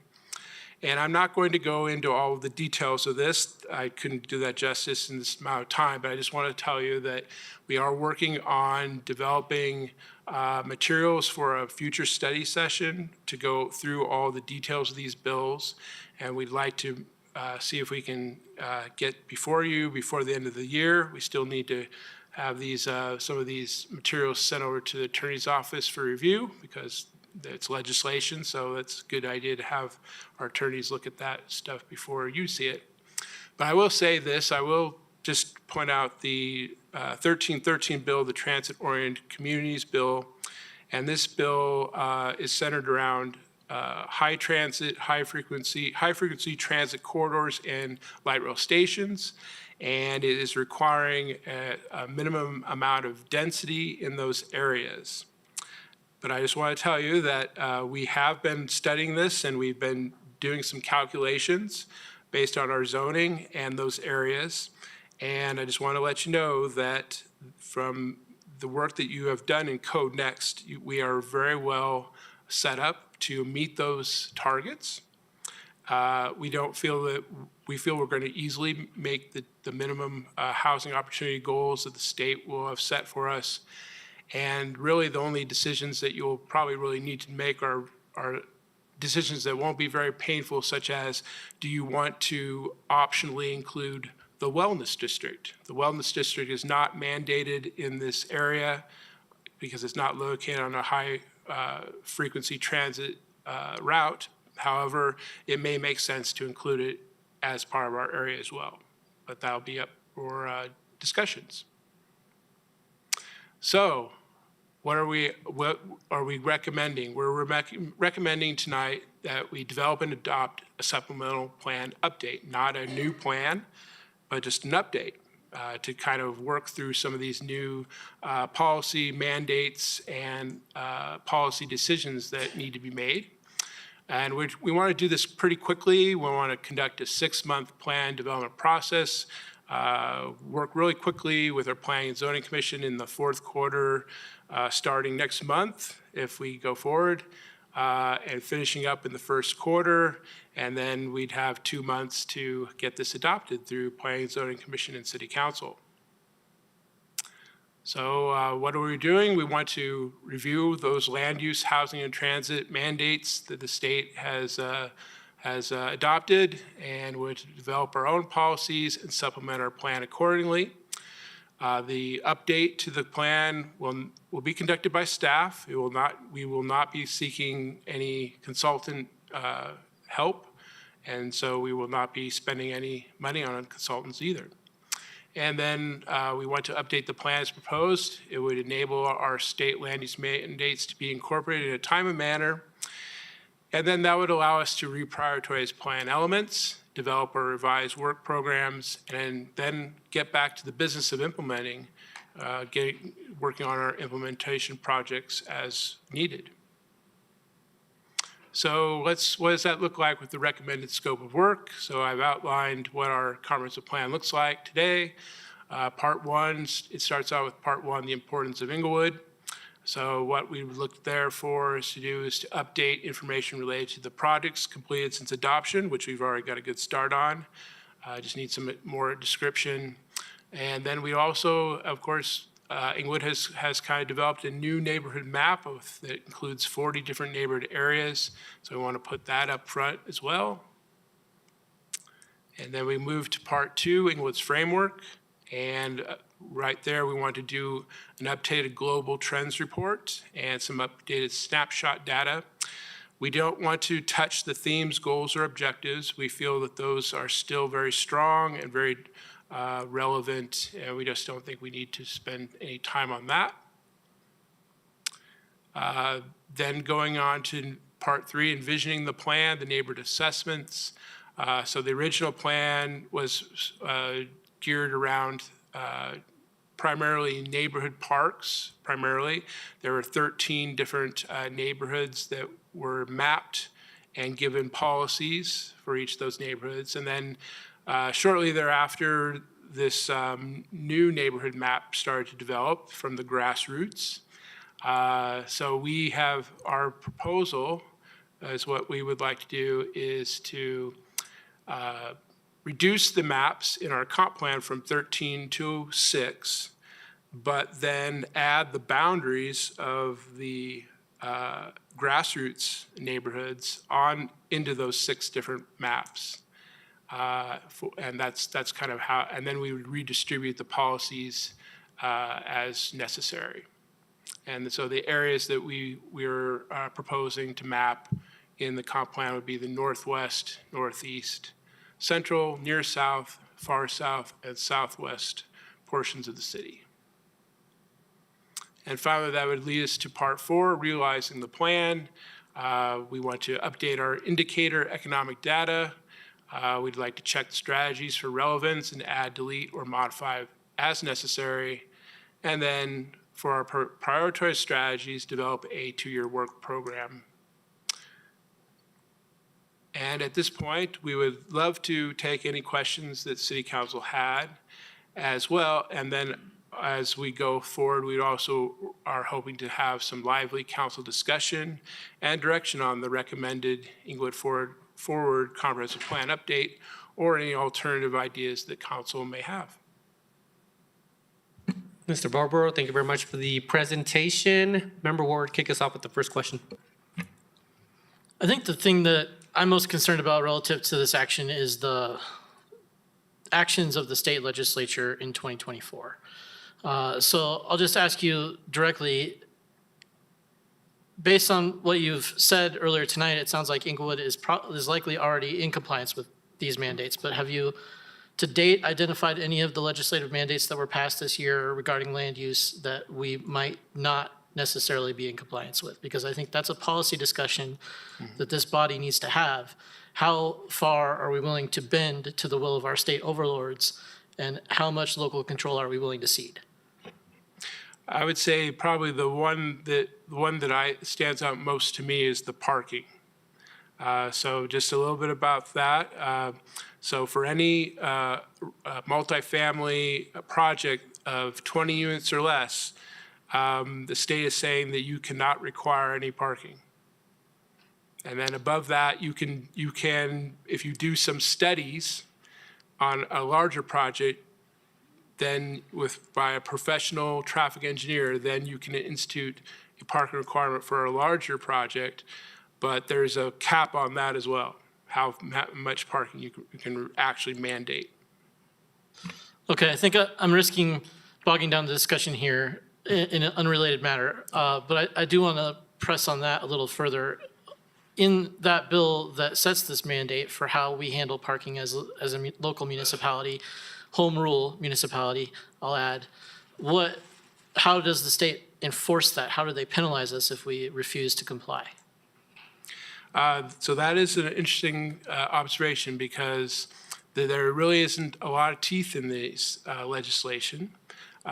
Basically, really what you forego is there's a lot of grant dollars. It's really more of a carrot than stick. And so they've also allocated a lot of money to particularly either grants for infrastructure or for planning studies, or there's also some tax credits for additional low-income housing tax credits that you could be eligible for. And so those are the things that you would give up. But there's nothing necessarily very punitive about it. That's helpful, thank you. I think there is room for a wider policy discussion, and I'll just leave it at that. Thank you, Member Ward. Member Russell. Thank you. Why are we not waiting till the Affordable Housing Commission comes back with recommendations before even addressing any of these things? Well, we really are interested in incorporating the recommendations that do come back from the Housing Task Force. So we want to kind of get a jump on things because we think there's a lot of other things that we can look at in the first 3 months of this last quarter. And then we think that as the schedule for the Housing Task Force is slated to be completed by Christmas, and then, of course, I believe then they will be coming to you to discuss the recommendations. So we think by the time that council does adopt or decides to adopt or what direction council wants to go with that, we would be able to incorporate those council's accepted recommendations into the update as well. Okay, and how much community outreach have you all already done on what the public might think about this direction you all want to go? We have not conducted any public outreach at this time. And based on the short timeline, we probably will not be able to do a lot of outreach. I might want to give it to Brad to see what he has to say about that. Well, one of the things that we're not planning to do in the comprehensive plan update is change any of the fundamental goals or directives that were established in 2017. This is really about adapting to the changing conditions that we've had in the last 7 years and then reprioritizing and adding the types of projects and programs that are not reflected in the plan now. That being said, I would envision that we would, during this process, include public outreach in terms of something like town halls or input sessions, things that we could ask the community in terms of priorities, things that we would do to make sure that that's reflected there. We could also do what we did in Code Next. We could do some outreach mailers, those types of things to make sure that we touch every address in the community on this project. We'd also be working with the Planning and Zoning Commission. They would essentially be steering this effort prior to your review on it, and all of their meetings would have a public component, or public comment component as well. Thank you. Member Wright.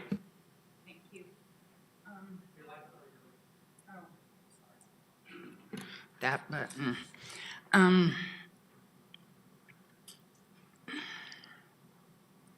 have a bit of an issue with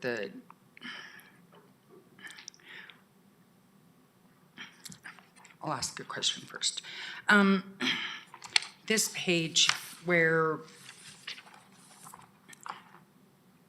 I need clarification, are we getting rid of neighborhood names and just going to far south, near south, northeast, central, and No. northwest? No, what we would like to do is incorporate the new neighborhood map that was not in existence in 2017 when the comprehensive plan was adopted. What we want to do is simplify the geographic areas that the comprehensive plan addresses. So that's those half a dozen larger areas, but all of those neighborhoods would be incorporated into those half dozen larger areas. We would not be redoing the neighborhood map that's been established. Okay, and what does this do for you? You're going, let's say central, which looks like city center and the hospital district. You would look at that area and say, okay, this is a highly dense area. And then if you're looking at the southwest area, which is less dense, you would look at that and say, what can we change there? Well, I'll let these gentlemen participate as well, but the way I would characterize is what we would do is recharacterize what's in the comprehensive plan in terms of what was established for specific geographies, so they match those areas, which are also matched up with the 40 neighborhoods in the new map. Okay, but what would the ultimate goal be, I guess, is my question. The goal is to ensure that the community knows what the priorities and the projects would be throughout the city. And we would distribute them in a slightly larger format because some of them impact more than one neighborhood. So we would aggregate them into those larger areas to make sure that the goals and the objectives of the comprehensive plan are able to be both known by that neighborhood, but also known by the larger area, because they tend to be larger community-focused projects rather than projects that just would impact one of those 40 neighborhoods. Okay. One of my concerns is transparency on things. Member Prang and I had a town hall last week, and one of the examples that was given to us was during the single hauler, there was a lot of communication. There was a lot of surveys sent out, a lot of things posted, a lot of feedback asked. And then when Code Next came out, people felt that the communication lacked compared to single hauler. Then we're coming out with something like this, and I feel that people may feel there's going to be even less communication and transparency. And if that's true or not, this is how it was communicated, and this is how people feel. That is a big fear that I have, that we are taking our residents out of the loop and asking them and engaging with them on these projects and changes that we're making to their city. And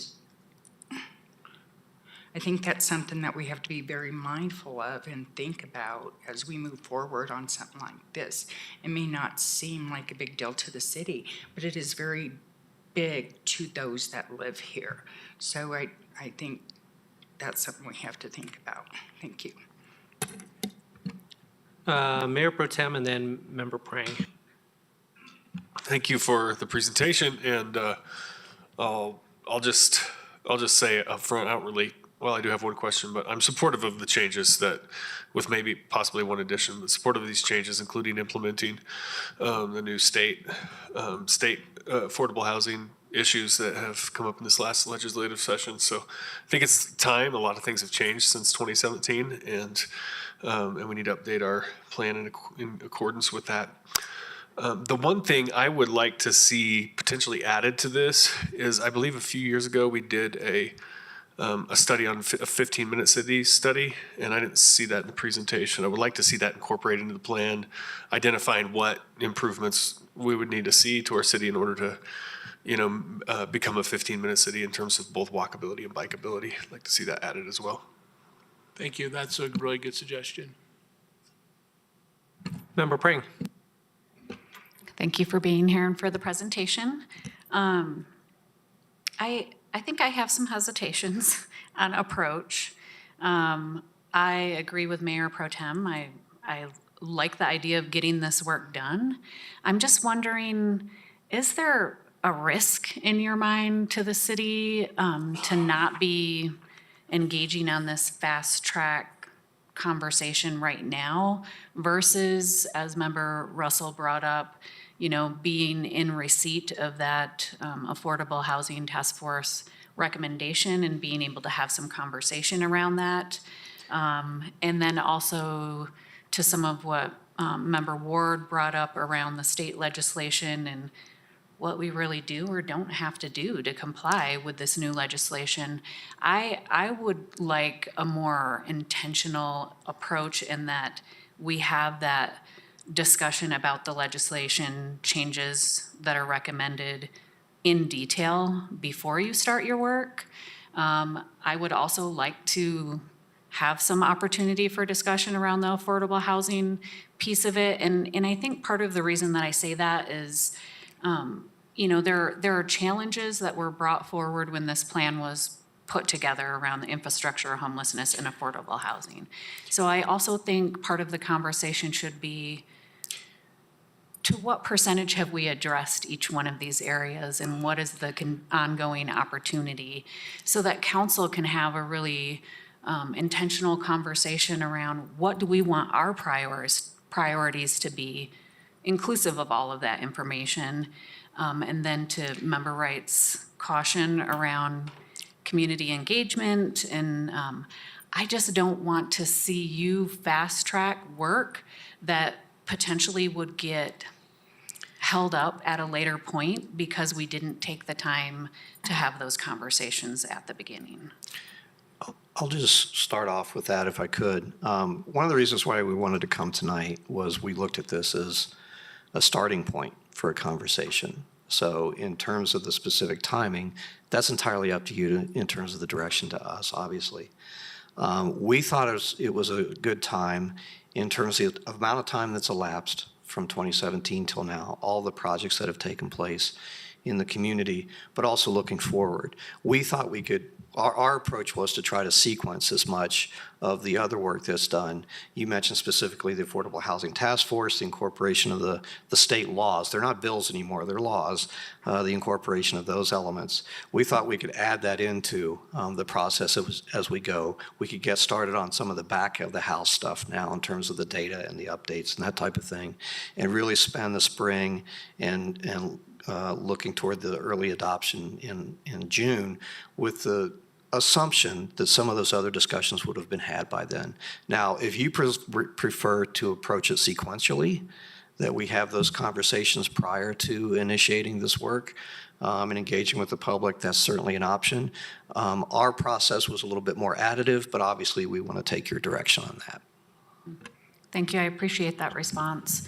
I do think for optics out in the community, having some of those conversations first would be helpful. Again, like just reducing the perception that council is kind of hands-off on driving work like this forward, and that we've just handed it over to city staff to come up with the vision that you want to see, and then suddenly we're stuck with recommendations at the end of this work on how to update the plan. So I just think, I don't think overwhelmingly in our community we have a lack of trust, but I do think there is an element of that continues as fallout from previous actions that have been taken. And so how do we reduce that and do it well, and be able to give you the green light to fast track the work and get it done in the time frame that you want, but while we're building trust with the community. Member Newnham. Thank you for the presentation. And I'm really sensitive to some of my colleagues who are newer to the council, who maybe aren't as aware that we've been talking about this update for a couple years now. This is not necessarily a new idea to many of us, and I appreciate staff looking for the right time. And I also, I think it's important to make some distinctions that this is about staff integrating what council has already decided into our plan going forward.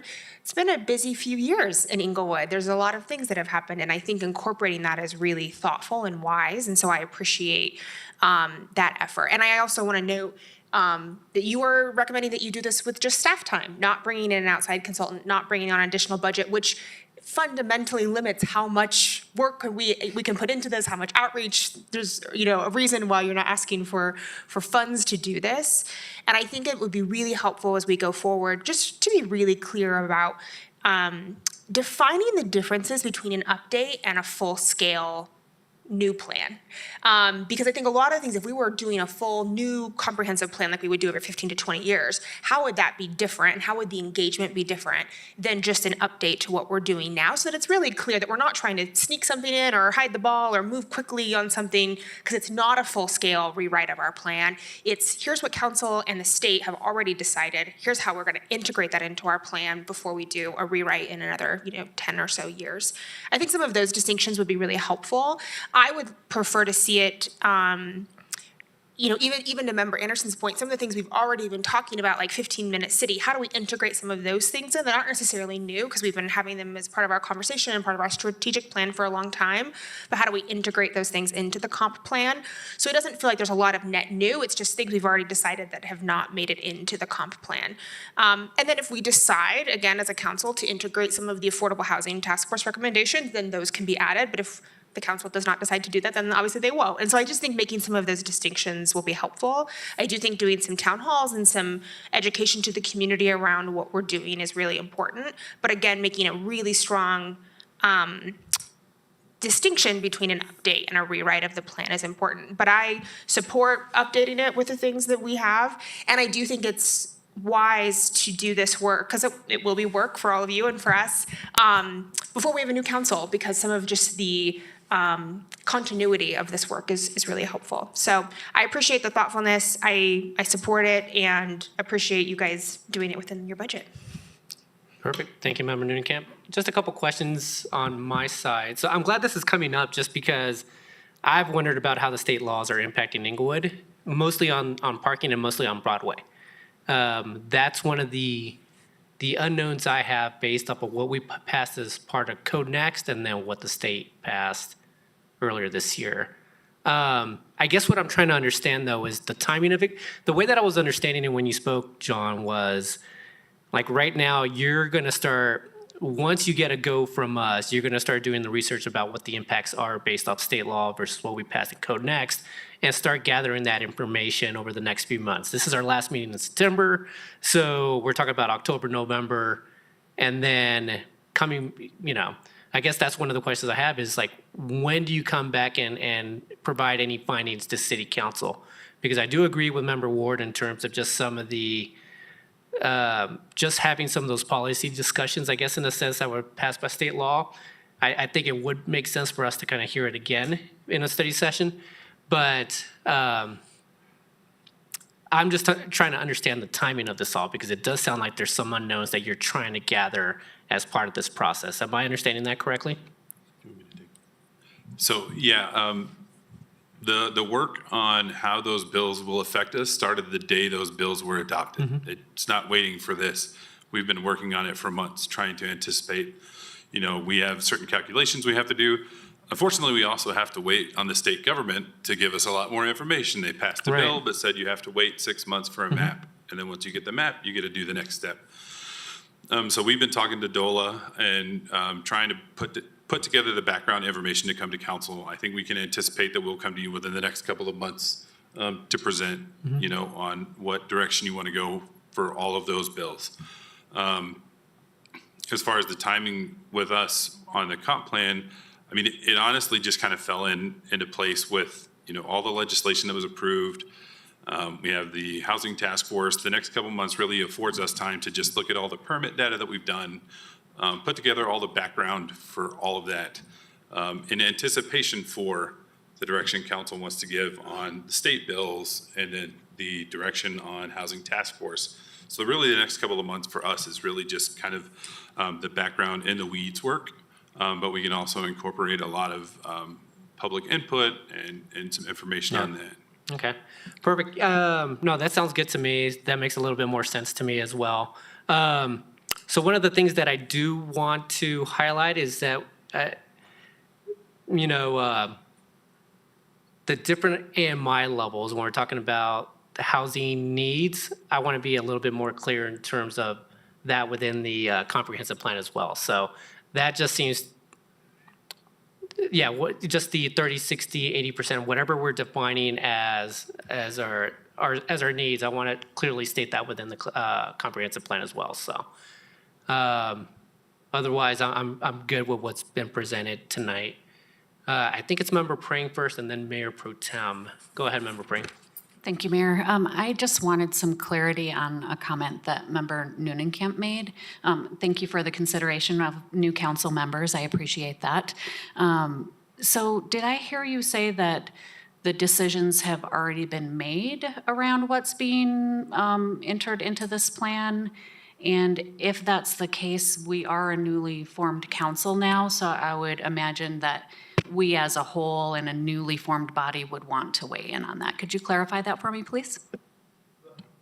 Yes, the only thing I mean is we have passed the updates to Code Next. We have approved a new neighborhood map. These are just like legislations that the council has passed. We've not agreed on what's going in the plan, but because we've passed Code Next, because we have a new neighborhood map, those things are now not in the comp plan because the comp plan was from 2017. So that's all I mean, is that the recent legislation of the last couple of councils has not been incorporated. Is that clarifying? Yeah, I think so, and I get that all of those things have been passed, but my point remains that this is a newly formed council and that we shouldn't have predetermined decisions around what the supplement and update to the plan should be. And so in my advocacy of having more information and being intentional in those decisions, I'm just going to stick with, I think that we need a little more information before we then can wholeheartedly, as a whole body, in full support of, say, go and fast track this and get it done that quickly. And just to be clear, I'm not disagreeing with that. My comment was simply that integrating existing legislation, decisions that councils have already made into the plan, it's not that we're making new Code Next changes. Those things have already happened. It's just integrating them into the plan versus new policies that we've not previously discussed. I view those two things as different. I'm happy to keep dialoguing with you about it offline as well. But that's all I was saying, is that we're not necessarily debating should the policies exist or not. They already exist. It's, just how do we integrate them into our plan? That's all I was getting at. So the supplement is intended to say the comp plan was adopted in 2017. Here it sits. We are not actually touching any part of that document other than adding a new supplement. The best analogy I can make is, you buy a set of tires. We're not here to reinvent the wheel. The wheel is the wheel. Here we are 6 years later. All we're doing is taking a new picture of the wheel to tell you where it's been and what we think the road ahead is going to look like. That is it. We're not replacing any page out of that comp plan. We're just going to add a supplement to the end to say, here's what we've been through. Here's what council has done. Here's the direction we've gone. Here's where we anticipate things in the future. Thank you so much, Brian. Mayor Pro Tem. Thank you, Mayor. The way I was thinking about this, just to follow up on Member Noonenkamp's, Member Prang's comments, is that the comp plan really guided those decisions. Whenever we were making those decisions, we were referencing the comp plan, and this is just now going back and saying, okay, here's how we've implemented it thus far.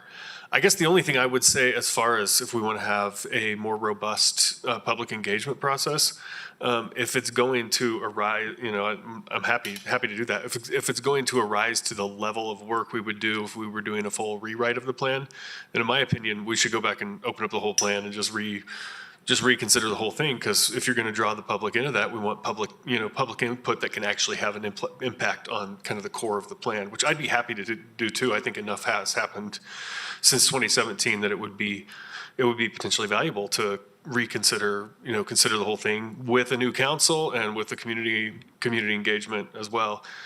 Just to supplement, I don't particularly think that much work, that level of effort is particularly necessary in terms of staff time, but happy to go either direction really.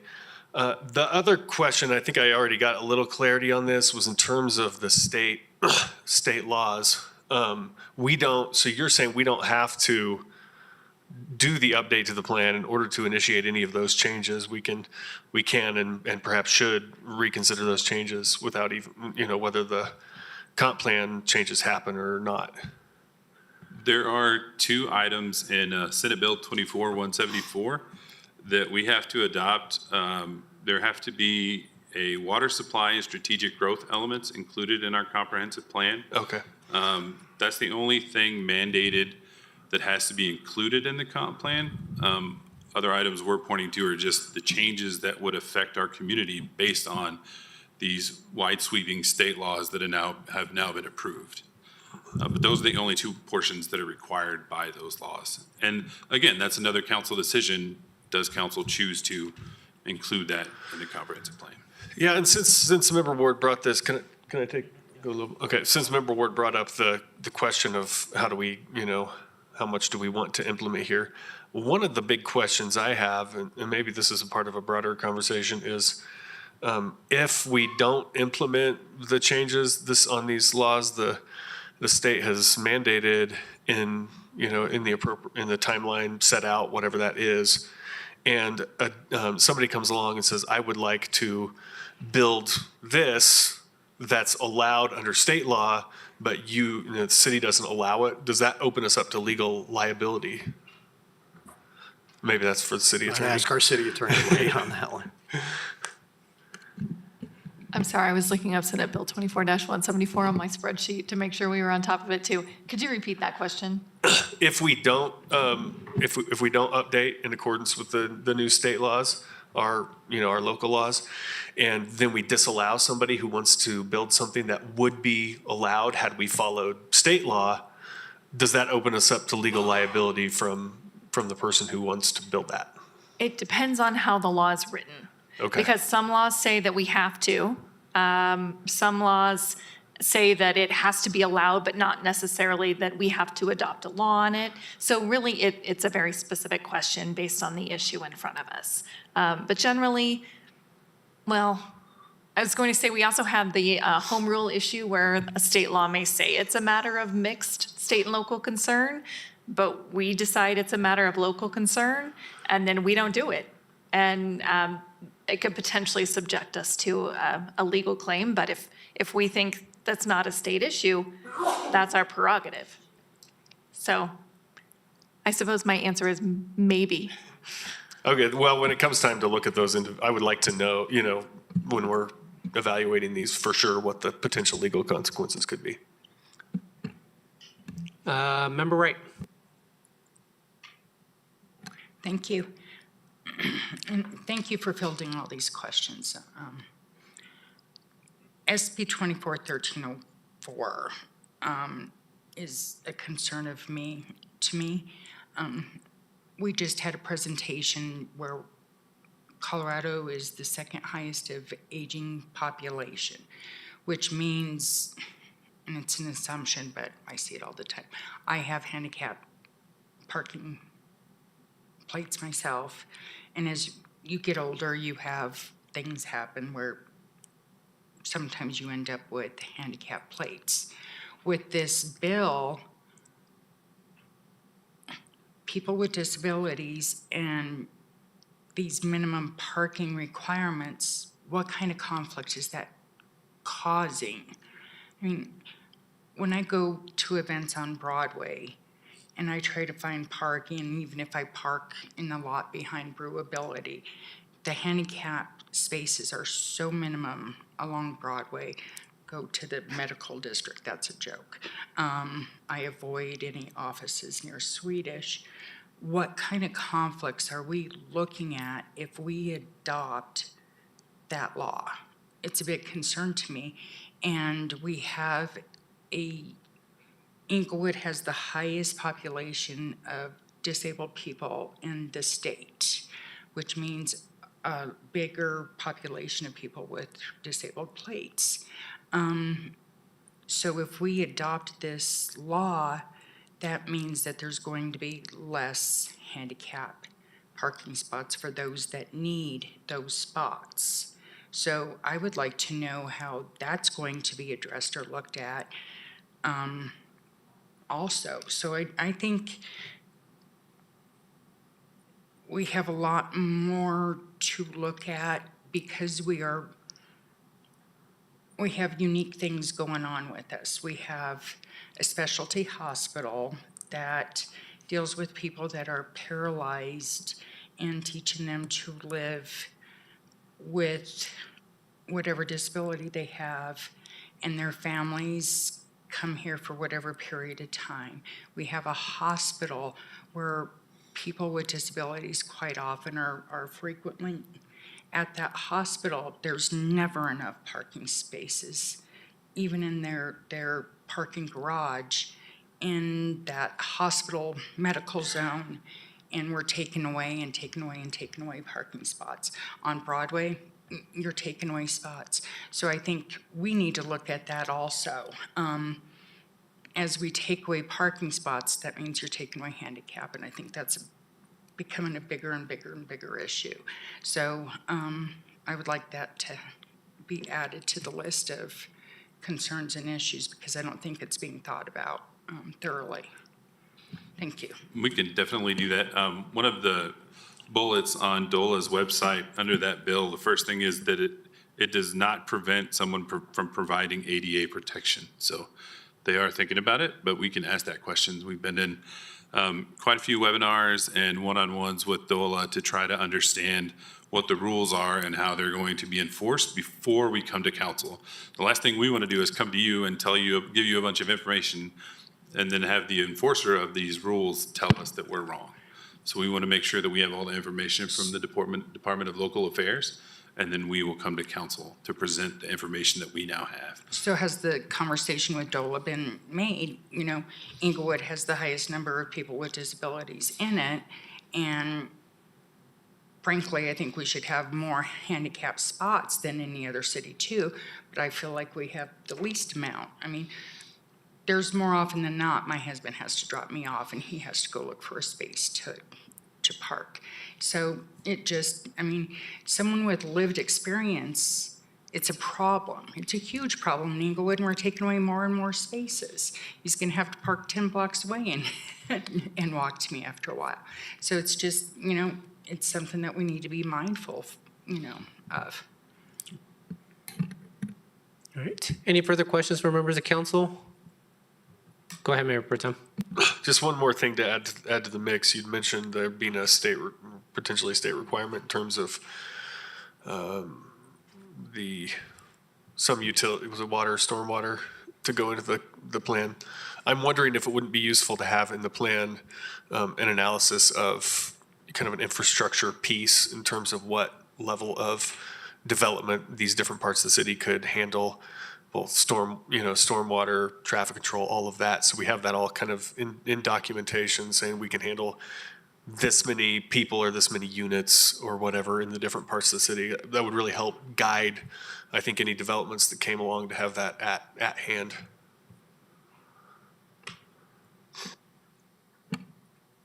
Thank you, Mayor Protem. Anything else from members of council? City staff, is there anything that we may have missed? Nope. I'll ask the perennial staff question after a discussion like this. Can we get a sense of what you would like us to do in terms of your direction? Just so that we're clear. Well, I personally, I'm in favor of starting the project. I do think that I do think there should be some type of communication about what it is that we're asking or what it is that we're updating, the supplement. Just so people are clear that this is not a full rewrite, that this is just going to be incorporating changes that council has already passed, what has been passed at the state level, the projects that have been done. And then these may be some of the things that we may be looking at.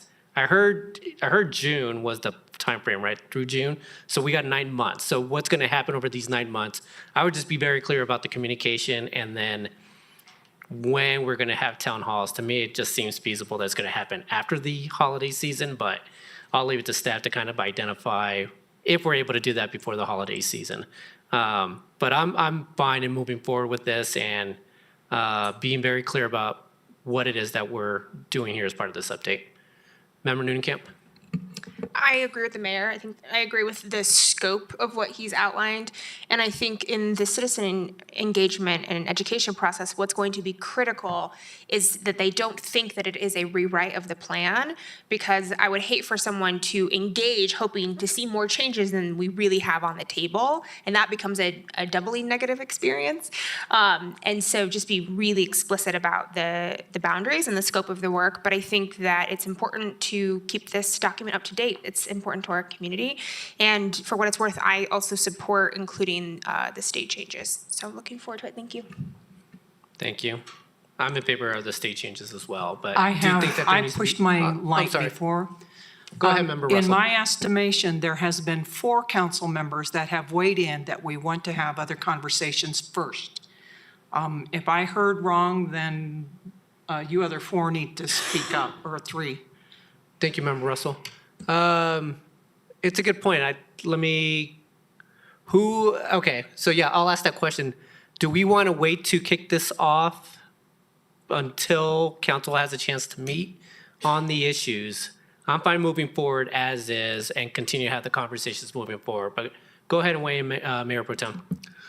Well, I'm still, I guess I'm a little unclear as to what some council members want. Would it be sufficient to say, like, an official kickoff after we have a discussion after the Affordable Housing Task Force recommendations come back? And, if staff has some preliminary work to do, but in terms of, actually kicking off the public engagement process, making sure we have that information on the table before there's any, is that sufficient to get us to where? And then if it takes, past May or into June or whatever, however long it takes to do an appropriate process, I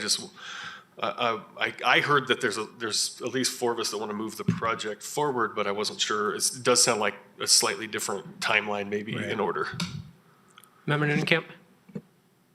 Well, I'm not one of those 4, so I can save my comment until someone else wants to respond first. Sure.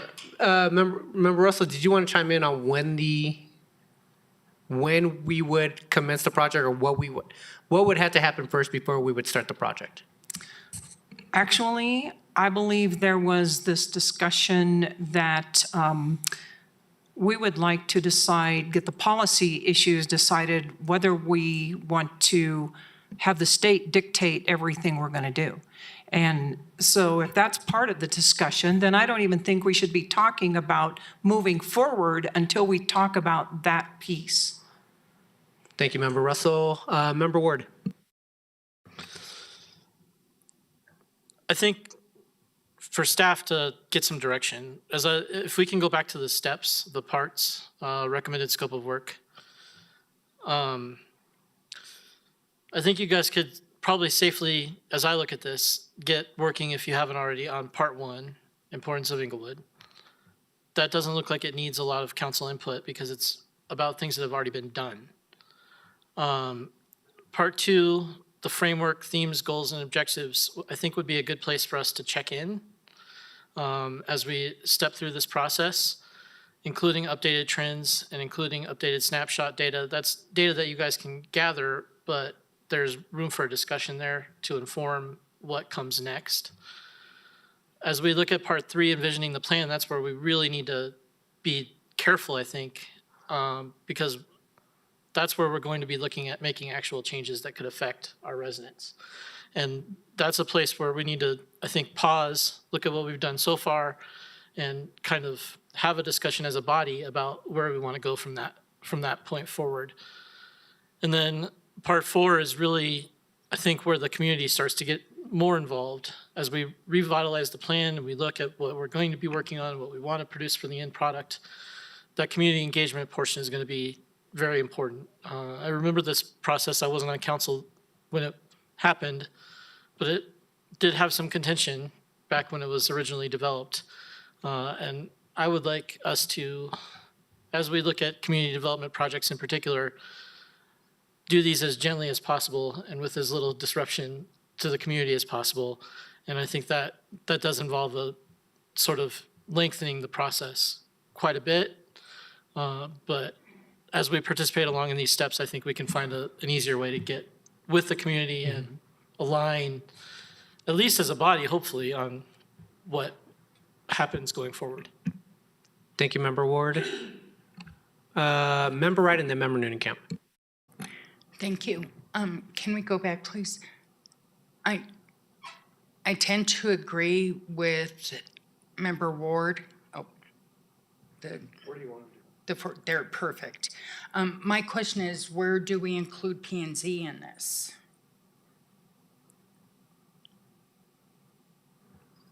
P&Z will be heavily involved in a lot of study sessions. They're going to do the hard work and then make recommendations to council. Okay, so they would be engaged starting in part 2 or part 3? They would, in part 1, Okay, so they from would, the very beginning, I would probably start working on part 1, and we'd start having study sessions in probably October. okay, that's important to me. I would agree then with Member Ward on that process, but also with Member Russell. I think it is important to discuss how much we want to assert our home rule authority or not. And that's something for council, discuss while you're going through this process, because I think it's very important that we, keep our home rule authority as much as possible. So I agree with that. Thank you. Thank you, Member Wright. Member Noonan-Camp. I was just gonna say, I think, the macro question is, do we want to add a supplemental to the comp plan with the updates in the last few years? I think in the macro, yes. And then we're going to have to discuss what things do we want to include in that? Do we want to include Affordable Housing Task Force recommendations? How do we want to deal with the state things? I think those are bridges we can cross when we get to them. But I would hate to delay staff starting on the project in general until after the Affordable Housing Task Force is done, because then we lose 3 months. There are some things that need to be done regardless of if we adopt the Affordable Housing Task Force recommendations or not. So I'm just very concerned about delaying the process in general until then. But we will need to have conversations throughout, as we always do. But I would highly encourage us to greenlight the project in general tonight so that they can begin going, and then acknowledge that they will come back to us, with decisions that need to be made as they need to be made, including when we engage the community and at what level, based on how much are we potentially changing. Thank you. Member Prank? Thank you, Mayor. I think Member Ward said what I was trying to express earlier much more eloquently, so thank you for that. I do think that most people looking at the packet tonight, as well as myself, understand that what has already been decided and voted on and is in place needs to be updated into the plan. Totally get that part, and I'm absolutely on board with starting off on that part 1 and getting those updates rolling and doing some of that internal work. I do think that we need to be very mindful about the check-ins and having the conversation about when to solicit community input. And I think Mayor Pro Tem brought up a really important issue that, really wasn't part of the discussion, which was, if we're talking development in the city, having that examination of what can we handle and what does that look like and what are our thresholds is really important. And so I would want to make sure that we have that conversation as well as some of the home rule type conversations before we get too far into part 2 and 3. But I think absolutely part 1, I'm on board on getting the work started. Okay. Thank you so much for that. It does sound like we need to have the conversation about the state laws sooner rather than later. There were some questions that came up tonight from just about every member about what they meant. So if we're able to get that on the calendar here before the holiday season, I think that would be best. But it does sound like there's a majority of us that do want to start the conversations, but that needs to be a priority as well. So, all right. Anything else? I have one more comment. Go ahead, Sorry. Mayor Pro Tem. I'm just wondering, I wanted to propose the idea of maybe as much as possible decoupling the state discussion from the updating the comp plan, in that I know there is the one piece that you said was perhaps required, which I think we would probably all agree with, having an infrastructure piece in the comp plan would be important anyway. So maybe that one, but the rest of them, I'm not, I'm not sure those conversations particularly have to feed into the plan, and we can do the supplemental without them. And then maybe the timeline isn't like, we don't feel like we have to get all the state stuff figured out before we can really work on the plan, and we can kind of separate those two issues. That would be my proposal. I'm trying to understand how we can do this without incorporating the state plan, though. That's the way that I'm kind of thinking about it. We just do it.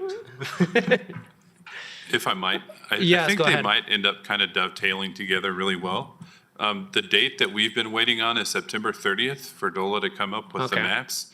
So that's next Monday. Yeah. So they're waiting until hopefully not the 30th, but that's the date that we've been waiting on to see these maps.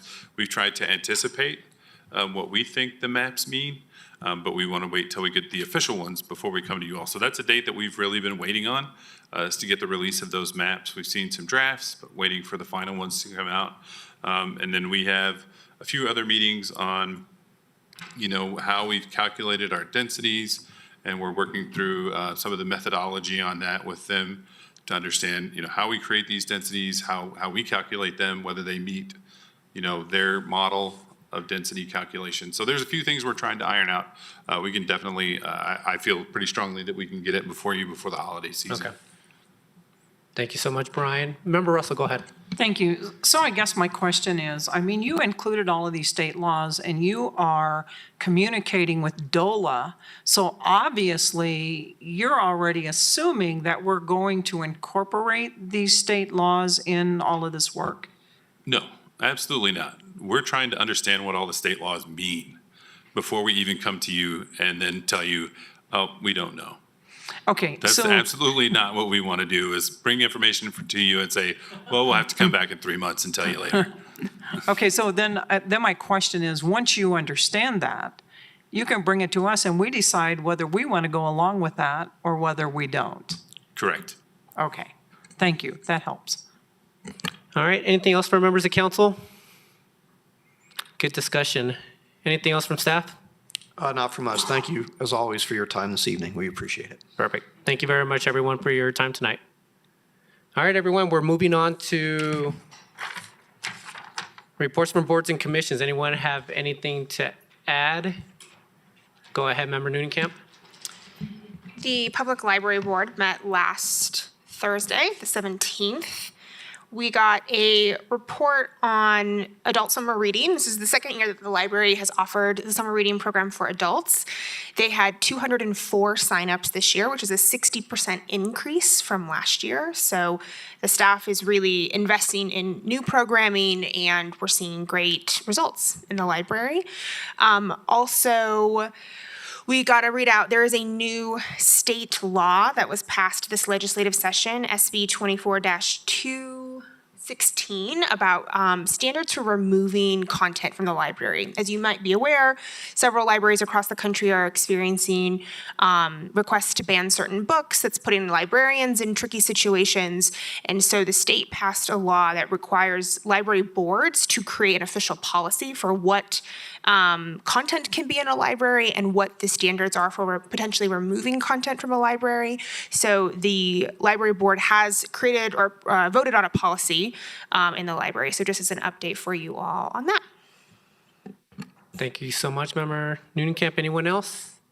Mayor Pro Tem, or is your light still on? All right. All right, moving on to council members' choice. I'll just be very quick. I want to thank the chamber for putting on the what was the called? Basically, just a chamber bus. I should have the business tour. There we go.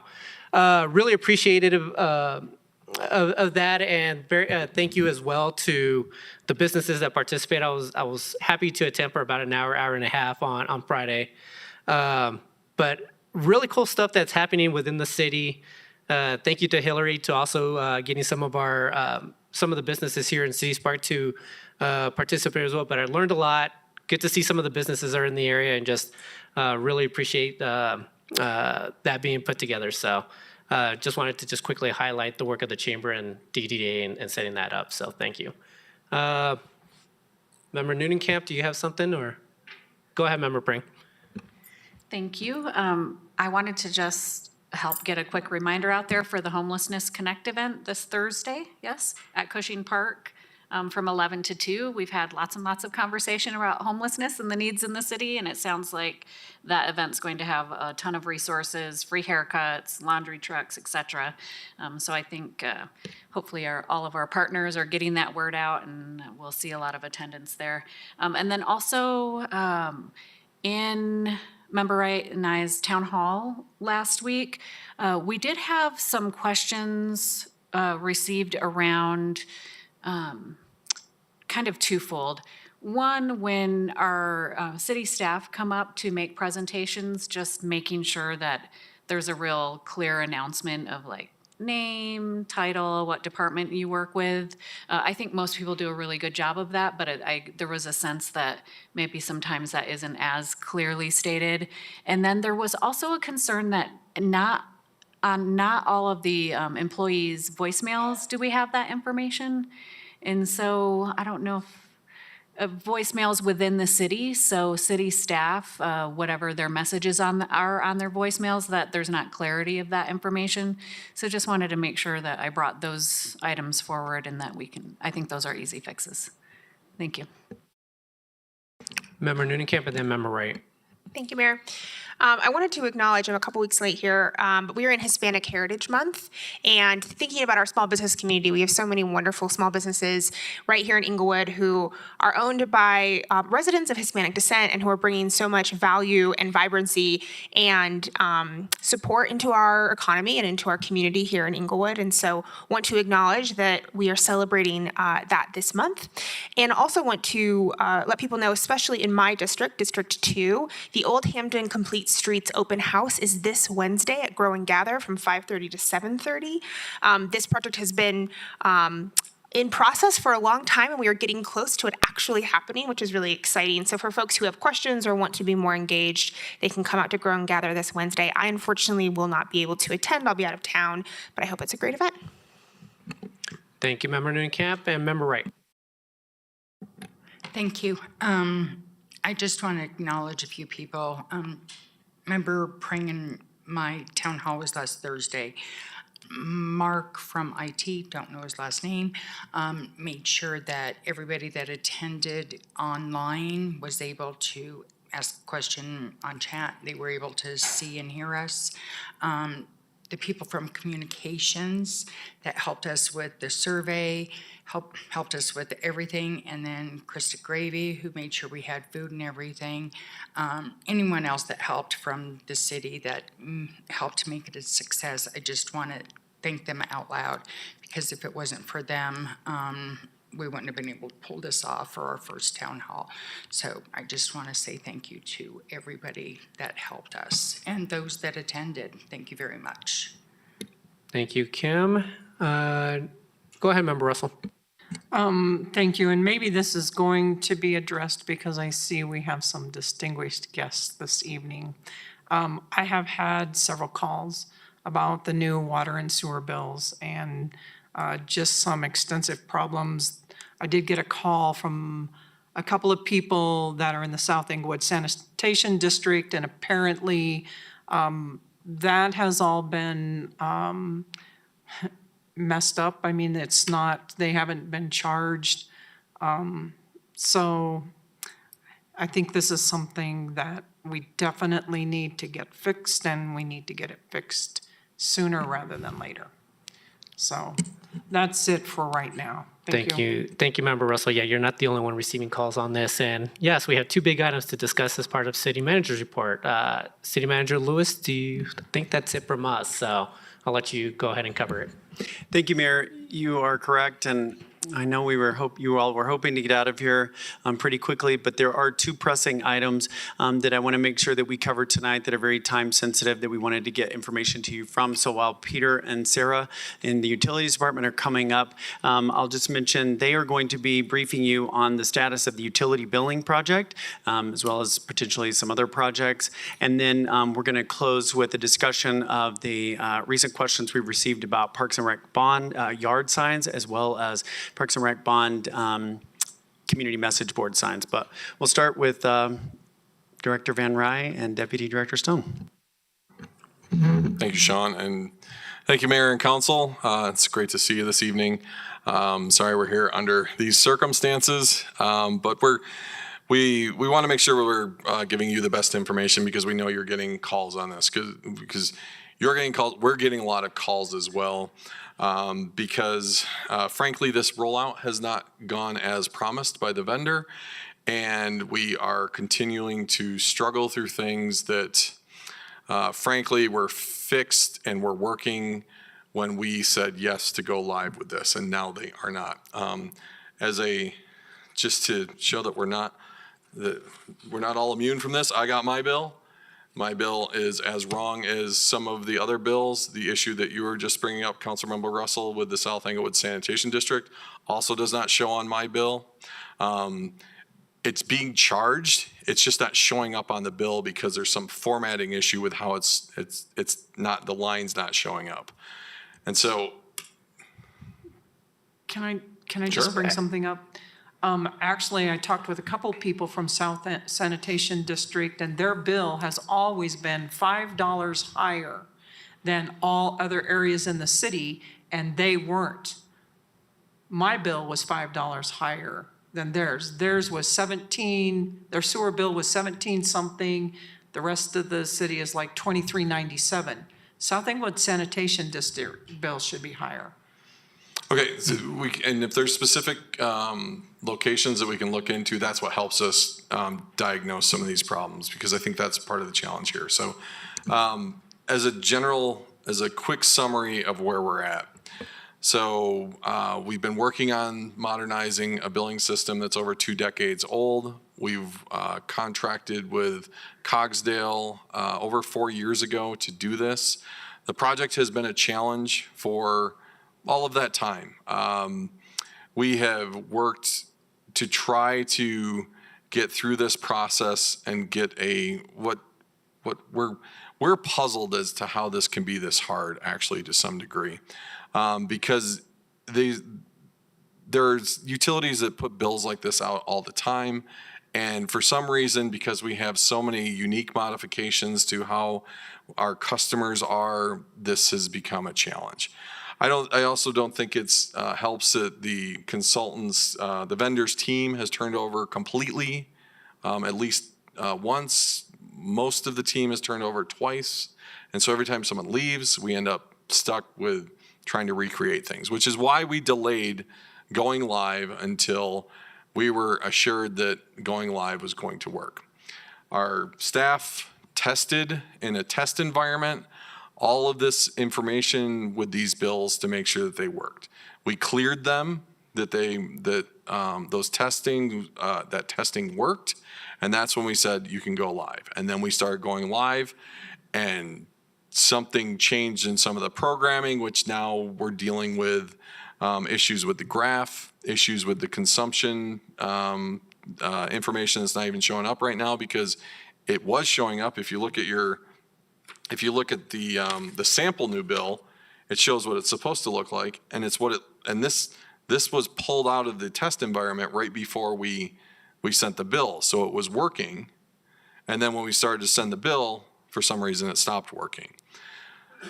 So what does this all mean? So there's a software issue in here as it relates to how it's printing the bill.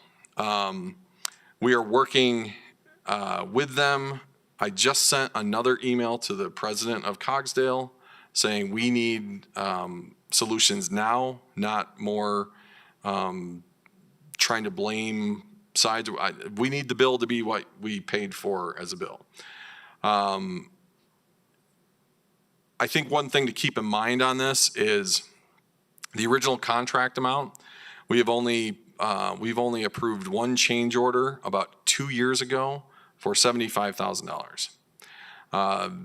Their estimate, so the original contract for this conversion was about $1 million. I think it was right around $1 million. Their estimate is the cost on their books right now is somewhere around $1.6 million. We have paid only one change order for $75,000. So they have significant incentive for this to finally start working. And we've refused to pay for errors, things that have not worked that we don't think were our responsibility and were their responsibility, to the tune of several $100,000 that they've had to deal with. So you couple that with the fact that our meter information, or our meters were way out of date by decades and needed to be updated. So we had the AMI program going at the same time. That's what's sending all the new information. Add to that, to the fact that the consumption issues that people are having, where they're seeing much higher consumptions this year than last year. We need to remember that last year was a very wet summer. This year is a very dry summer. It's the 5th driest summer on record. So when people have this question, what we do is we then go back and look at their 2022 consumption to make sure that's in line. And for the most part, we're finding that that consumption amount is in line with the 2022 consumption. So what this all means is we're working with the vendor to try to get this corrected. We keep pushing on them, but there's only so many tools that we have at our disposal to push them to get this completely right. So we need to keep a good working relationship with them in order to continue to get to the point where this bill's actually going to be the billing system's going to be a good system, the bill's going to be a good system. It's going to help our customers long term. They're going to have more visibility into their usage. They're going to have a customer portal. It's going to be easier to pay online. Some of those things are actually working, the online bill pay, things like that. But I think that we understand that you all are receiving a number of calls. Like I said, we are receiving hundreds of calls on a daily basis. We generally, what do we see, about 150 calls a day? Yeah, it's increased to 150 per day. It's less than that. Typically, it's around 50, so we're seeing an increase of 100. When we were at the peak, I believe the most that were received in one day was 177 calls by one of the billing staff, and we have 3 billing staff, and so it's settling down. We are tracking these metrics. So in July, we had about 1,000 customer interactions where the feedback was at the positive or neutral feedback was at 60%. In August, we had 2152 customer interactions that are tracked, and the feedback is at 70. That went to 76% for positive or neutral. And so far in September, we're at 1,227 customer interactions, with the positive or neutral being around 81%. So we're trending in the right direction. It's still frustrating our customers. We understand that, which is why we're pushing the vendor to get these things fixed. That should not be a problem, because we were assured they weren't going to be a problem. The last thing I'll say is the last 2 things. So one is, if any customer has an issue, we will spend time with them on their bill. And we've done that with many, many customers, where we pull their usage information, we'll walk them through the bill. If there's things that are missing, if the couple customers that you're talking about that are missing, if we find that there's another error, we'll put that on the list for the vendor to fix as well. And so I think as challenged as maybe this rollout has been, it's far more challenged than we were expecting it to be. We are still collecting the data through the meters, and the meter data is actually still coming in accurately. It's just how it's being represented is not translating how it was supposed to. So we can always go back and walk through that information with a customer if they truly are concerned about what is showing up on their bill. And I think the last piece on this is, I think one of the frustrating things for us, and we were just before the meeting tonight, we were just going through this and just trying to figure out how how to push this in a direction so that we get the positive resolution that everybody wants, realizing that we're changing the billing system, we're changing the meter system, we've got a lead service line program going. So we're overhauling this city, and we're overhauling the utilities, but we're also, more broadly overhauling the city, and we're trying to do it all at once. So if you think about that mountain graph that I showed earlier in the year about we have all this funding coming in because we have a 30-year backlog of work that we're now trying to execute on in a 7-year window, we're in the execution phase. And I'm hopeful, and it's a terrible strategy. I know hope is a terrible strategy, but we are pushing for this to get resolved as soon as possible. It's going to be another couple months before we get it resolved, which is why we're going to extend the no late fees, the no shutoffs. We want to work with our customers on this. If a customer gets an unexpected higher bill, we'll work with them on a payment plan. We do that all the time. So I want to apologize to all of you for the fact that you're dealing with these issues from your customers, but I also want you to be rest assured that we are working diligently to try to fix them as fast as possible.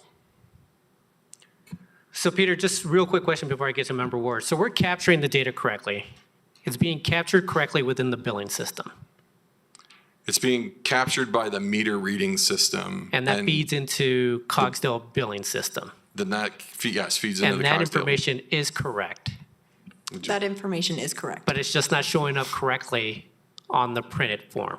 Yeah, it's, and some of it with the AMI project, there's different dates. So that could be, to Councilmember Russell's point, that those bills were slightly different than what they typically would be. It may depend on when they got their meter exchange. So there's those meter exchange dates. When we read them, it's not lining up as it typically does because of some of the issues that we're having on importing that information. But the meter itself is collecting the correct information, and it will balance out throughout this catch-up period of when we get bills out. Over the year, the water usage should be similar to what was experienced in another dry year. Okay. So it's only not working in production in Go Live. It's not working today, but is it still working? Is the form still printing out correctly in the dev environment? Yes. Okay. All right. Member Ward? A few questions, if I may. First of all, I have had constituents report to me that they had previous payments that were not credited properly. Have you heard about this problem? And what are we doing to ensure that past payments were properly credited to the bills and that we're not billing customers twice for the same? I'm going to turn this over to Sarah. So I have not heard specifically of that problem, but we do have the transaction history from the old system that we are happy to walk through with any customer. We will share that transaction history with them so that we can walk through what payments have been credited, and if there are claims of payments that have not been credited, we would be happy to step through that if they can provide additional information as when those payments were made, and we will research every one of those. Okay, a couple of follow-ups directly related to customer service. I had one constituent who called me because he wasn't able to get a hold of anybody at the city. I had another constituent who emailed me and said, I'm having trouble getting, he subsequently waited 40 minutes and was able to talk to an agent. I have a third constituent who called me and told me that he presented at City Hall and wasn't able to use his credit card to make a payment in the new system, so they had to use some archaic backup system to process his credit card payment. So this transaction took longer than it should have. My question for you is, I understand that we can't control the behavior of the vendor, but what are we doing to ensure that we're not adding madness upon madness for our customers? Can we bring in some additional resources so that we can answer the phone so that people aren't waiting 40 minutes? That's the level of service I would get from an airline. I don't expect that from my government. Yeah, so we have done that. So we brought in support from the hub. So there's a few things we did. So we brought in support from the hub. So we have people that work at the hub. They have now come over to help supplement our customer service staff at the window for calls. at the height of this, a number of these calls were related to the lead service line program. So we reached out to our program manager, Hazen. This was about 6 weeks ago. They brought a staff member in that sits in our office in the morning to take all lead-related calls, to pull that away from the customers. We had 3 billing positions that we've had on hold for several years because they've been approved for several years, but we are in anticipation of going to monthly billing for connector districts, so the 35,000 other customers that we bill outside of the city. And we released one of those positions so that we could get more support in, so that we weren't left in a situation where my fear was that the pressure in July when I was talking to the billing staff was so great that they could not clear the queue. And when they were getting on the phone with people were extremely upset. And I didn't want one of them to just quit out of frustration and then have the problem become worse. And so what it does actually provide us is a little bit more backup stability because that we hired someone. They start, I believe, fairly shortly. So we have pulled all of those resources in to help try and mitigate this issue. We think the hold times have come down quite a bit, but right out of the gate, a lot of the calls that we were getting were frustrating for my billing staff to some degree because we had sent all kinds of written communication out and the customers weren't reading the written communication. They were calling and then asking questions that were clearly stated in the written communication. And so we would read them, the written communication. And so, and that's just a function of how I think we all live. Sometimes we don't. I mean, we send a lot of information out in this transition, and people just see, I'm going to call and find out. But when the queue is getting completely maxed out because we had so many calls that we figured out that there was a vulnerability in the phone system that we got fixed because we had never gotten to that point of calls, and so. We've tried to mitigate this to a degree. We brought in resources. We brought in what we think are the appropriate resources, and we think we've stabilized. Do we have any data or statistics on average hold time? Because this constituent I talked to just last week, 40 minutes. So I'd have to look into our phone system and see if we can gather that data. I would personally be supportive of a solution that involves temp staff to answer the phones during the surge, knowing that this could be a couple of months before we get a resolution. Supplemental funding if you need it. I don't know if the rest of the body feels the same way, but I would like to, at the very least, increase the level of customer service we're providing to keep the frustration level at as low as possible. Yeah, and we've used temp staff before, so we can bring in another temp staff. The only issue with the new temp staff is the amount of time it takes to train them. Yeah. And so that they have good answers so that when someone calls, they don't get frustrated by incorrect answers. Sure. But I mean, that's another reason, that's something that we can do and we can go back and look at and engage another resource. Okay. Yeah, as far as I'm concerned, I think the customer service aspect is within our control. We can't control what the vendor does. We might not be able to solve the problem immediately, but reducing the level of frustration for my constituents is a huge priority for me. Yeah, I mean, that's something we would probably just do on our own, managing our staff. I don't know that we need complete direction from council, but I think it helps to, we'll go back and make sure, because if you're hearing that from last week, 40 minutes, I wouldn't say it wouldn't surprise me. I'm just frustrated that our customers are dealing with this. I'm frustrated because the vendor has not pulled through, so we can engage more resources. Great, thank you. Member Russell. I just have a couple of things. Couple of people have called me, and I just wonder, are we just adding problems to ourselves? If we are eventually going to move the meter pits outside, why would we have to go into someone's house now and change out the meter, and then it's going to be moved out in a few months anyway. Is it possible to wait on some of those, because that may be adding to some of the problem? Go ahead. So part of the challenge on that is the system, the electronics of the systems that we've had are no longer supported by the vendor, which is why we have, so again, it's another not invested in a system for so many decades that have a lot, has hung around for far too long. And so the AMI conversion is to upgrade all of that equipment as well, because the vendor no longer supports the old Itron system. And so whether it's inside the house or outside in a meter pit doesn't address the fact that the meters are really old and the electronic units are old and not supported by the vendor, which is why we're doing this other program as well, because all of this is way out of date, and it was pushed far longer than it should have ever been pushed. Okay, so now I understand that piece.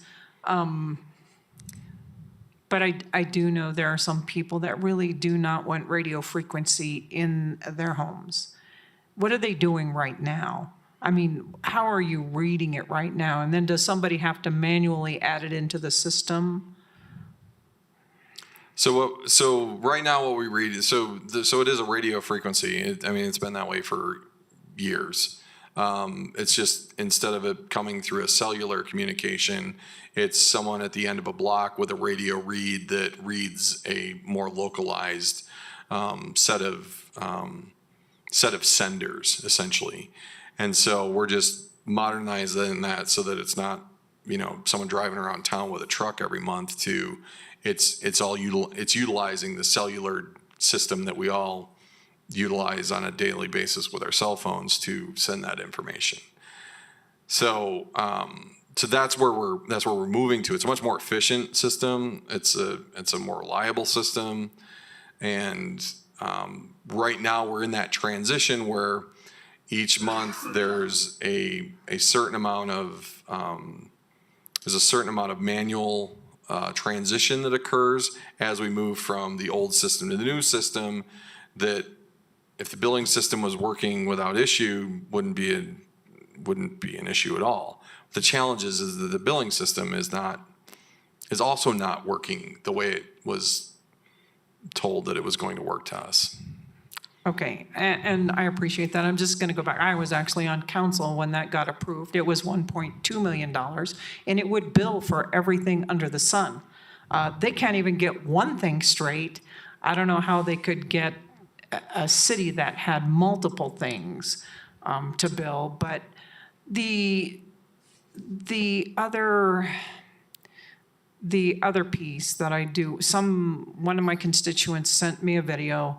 It was of Wellington. Apparently Wellington put in new meters and people were complaining about their bills, and the town council kept telling them, you just need to pay for the water that you're using. But then apparently this one woman, she travels to Wyoming and lives in Wyoming, so they shut everything off. Her water bill was $1,500 a month. And they are finally looking at it. And this woman is an engineer, and she goes, I like digital meters. But she said she graphed the plots on the meter, and she said there was no way the meter was just doing crazy things. So I think that we probably just need to be careful with that too, because my bill came in line, but they just replaced the cap on my meter. It has something to do with the meter reader, correct? That's the electronics, yeah. Right, they just did that a week ago, so my bill that just came wasn't affected by that, but my next one will. And, like you all got that one email from that person. I've talked to a couple other people where it's gone up exponentially, and they had the meter replaced within 6 weeks. So I think, do you read the meter when they replace the meter? And then is the meter they replace it with zeroed out? So you have the accurate settings on the meters? Yes, that's correct. So when the exchange happens, we take that exchange read. So that was everything that was sent through that old meter at that point in time. There's a picture taken at that site. It's uploaded into our system. That's verified by our billing staff to make sure that's the correct read that's getting put on that person's bill. And then moving forward, that new meter is zeroed out, and that's where the customer starts for that next read. Okay, thank you. I appreciate it. I'm sorry that you're having to go through with this, and I think that the problem is with Cogsdale. Thank you for what you're doing. I appreciate it. Well, thank you for the questions and the support. The one thing I will say is we want to make sure that there is trust and transparency with our customers. So if there's a customer that you're hearing from that's seeing something that doesn't seem right, please send them our way and we will research it. We are getting a number of these every week. We research them. Most of the time, once we explain it, it to their satisfaction. But we want to be open, and we want to try and solve everyone's problem and figure out what's going on if there is something going on. Can I add an anecdote? So one customer that reached out to us because of this issue, they had their meter exchange. They have a new AMI meter. So our billing staff, our field staff was able to go out and show that customer on a daily basis, because now these meters can read on a daily basis and we get that information, can show what that customer used each day. And so it shows one day that you watered, there's way more usage than the next day there was no watering. And that customer then said, oh yeah, that makes a lot of sense. So I think, what is going to help when we get fully on this new system is that we will be able to provide even those daily water use reads to customers. I appreciate that, and maybe it will be easier to locate people that have leaks in their system also. Absolutely. It's one of the great things about this new system is we'll be able to help people identify leaks sooner than maybe we are right now. Just as an example on my bill. Actually, Peter, do you mind if I go to Member Wright? Because she's been waiting on a question. Please Go do. ahead, Member Wright. Thank you. I want to piggyback on what Member Ward was saying about a constituent that received their bill and then they came to the city to pay, and they were going to pay on with a credit card. They couldn't pay on the new system, and in their words, they had to fire up the old system for them to pay. How are they going to get credit if the two systems don't mash up? And what you were saying just a few minutes ago, well, we might have to do research on other people if they have credits on the old system. Aren't we causing more problems if we're taking payments on current bills on the old system? So it's not going to the old system, it's not crediting the old software system, it's crediting the new system. The equipment, yes, there's been an issue with the EMV device, the new one that we have, not working correctly, so we're working with the vendor on that. So they may have used an old device to read that credit card. Okay, so what about people wanting to pay online then? Is that an issue also? That is working. In fact, Director Van Rye paid his bill I just paid my bill. tonight. I'm We current. walked through it. So we're not having an issue taking payments online. Those are working and they are being credited to the appropriate account. Okay, that's good to know. Then and these are questions that we've received, the beta testing. How many people were beta testing? How many different accounts and for what period of time? Because that's something we're getting slammed with. So it wasn't really a beta test. What we did is we took the old billing system and then we had a matching version of the new billing system, and then we ran dual systems to make sure that they matched. And it wasn't every time we did that. If there was an issue that came up, they'd go back and they'd figure out what the issue was and they'd reprogram it. So it wasn't individual accounts. It was the whole run that we were doing comparisons on. And at the time that we said yes to going live, that was working. And we believe that there were some changes in some of the programming, which has now resulted in some of these template issues, these visualization issues with the bill. But as it relates to what's actually being charged, correct me if I'm wrong, that's matching the old system. So it's not necessarily the billing amount, It's how we're visualizing the billing amount that's been the biggest challenge in this rollout. Okay, so you may be hearing some of the stuff that we're hearing, but I just want to make it aware. The previous and current reading, I understand that people are getting new meters, so there would be a cycle that they wouldn't match up. But is that going to be changed where the readings are going to be on the bills? Because, boy, I'm hearing about that. Yes, and it's one of the most frustrating things about this template is it's not showing the usage amount, and it's supposed to. Okay. And that goes back to this example that was in the bill, shows that it was there. And that's what it should be showing, but for some reason, it wasn't showing it, which is part of the reason why the bills went out so late, is because we were trying to get it fixed, and then there was a point in time where we just had to send the bills because we can't get that far behind. Right, okay. And then also, because I didn't see it on here, and maybe I need stronger glasses. For me, on here for my water, and I actually ended up getting my bill. So out of 40 people, there were a little bit more than a dozen that hadn't received their bill on that Thursday. I heard back from 4, I believe, that said on Friday, we got our bill. So if the others did or not, I don't know, but that's a substantial number of people that hadn't received their bill from all over the city. I would assume that that's right because I got my bill on Friday last week. That's when I got my bill, and when I'm in quadrant 3. Yeah. And some of these people were, City Manager Lewis explained the quadrants. Some were in quadrant 1. There's 3 quadrants, correct? Yep. There's 3 quadrants. I'm in 3. So one of the things that confuses me is my water cycle was 619 through 724. People read left to right, and I'm looking at this consumption, July and June. I'm like, okay, I have to read 2 different months on here. This is just bad. So Agreed. It is just bad. And that's exactly the right assessment for the graph that's plotting incorrectly. And this is one of the things that we keep pushing back on Cogsdale and saying, how is it this thing is because it doesn't make logical sense. It goes the wrong direction. And so that's one of the things that we pushed on them and said, why is it that it was working at the time that we did this, but now it's not working? Because it's not just, it works on some bills, but it doesn't work on other bills. It's one of the issues we're fixing. It's the visualization. Right. It just good, because this simple black and white bill was perfect. This pretty color thing, no. So, and I appreciate. We're hopeful that it will become perfect. I appreciate you both being here and coming under the gun.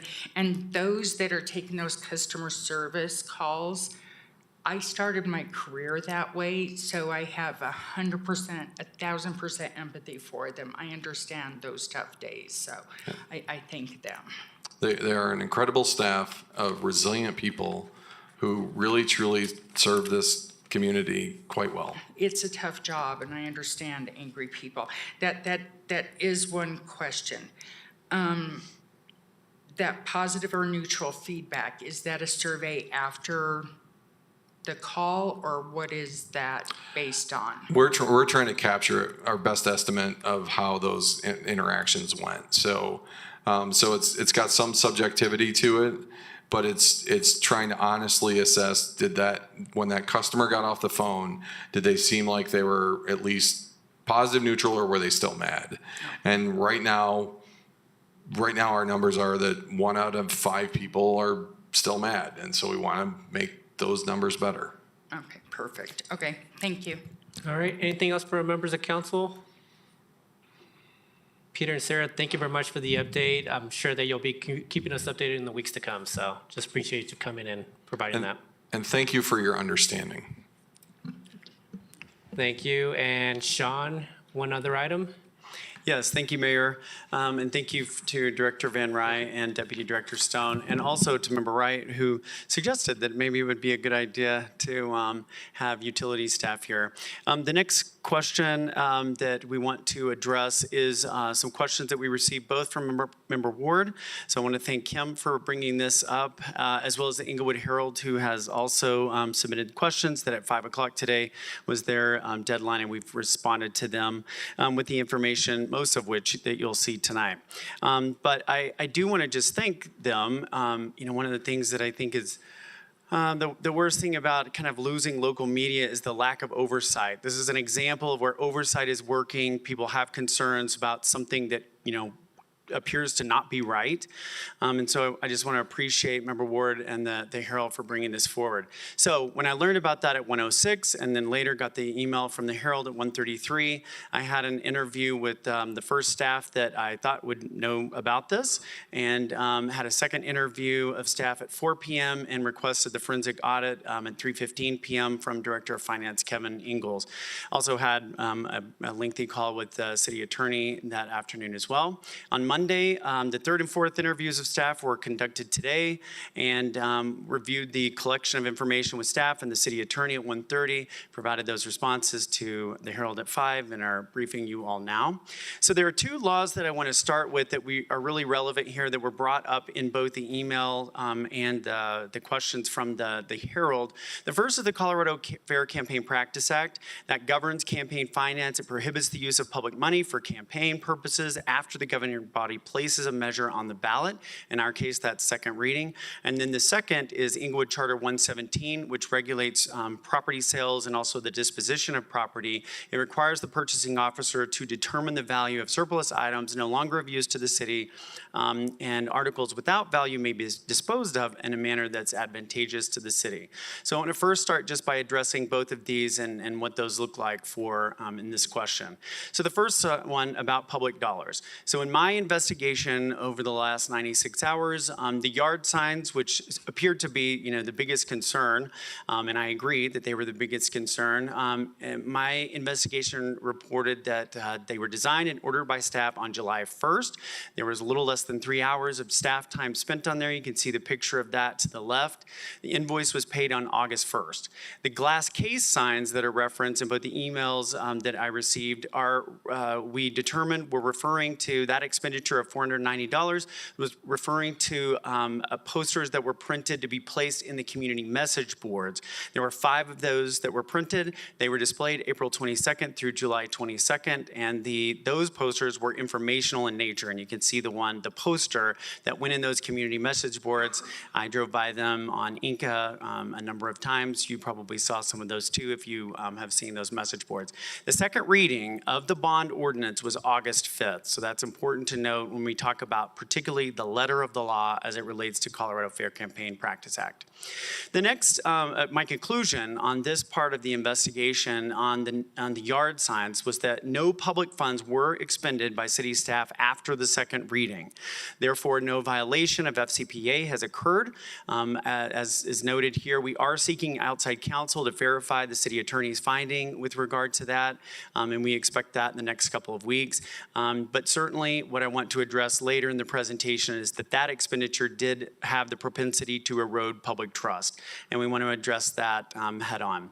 The second issue that was brought up was the community message boards. In my estimation and in research and investigating both the content, the timing of those, they met both the spirit and the letter of the law as they were informational in nature, very consistent with the information that you all saw at every neighborhood night with our park staff out, talking to people about the bond proposal, what the projects would be, what was needed in the community, and those did occur well before council chose to place the bond on the ballot. Next, I want to address the Charter 117 property sales. This says that the purchasing officer shall determine the value of surplus property, as I mentioned before. The investigation has resulted in the fact that staff did not meet with purchasing officer to determine the value of those signs before they were given away to members of the public who had requested those. So in my estimation, staff did violate Charter 117, and we'll talk about some of that, the results of that. And I do just want to very bluntly take full responsibility for that violation of Charter 117, and I'll be providing some commentary on that in a moment.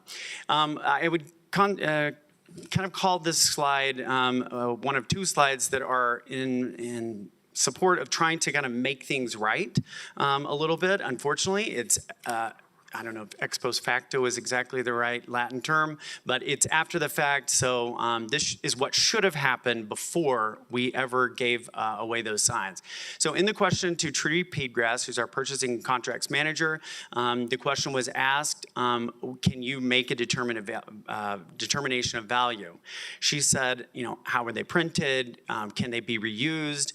The answer is they are printed directly onto the Coroplast sign, so you can't peel off a decal like kind of the olden days when they were producing these.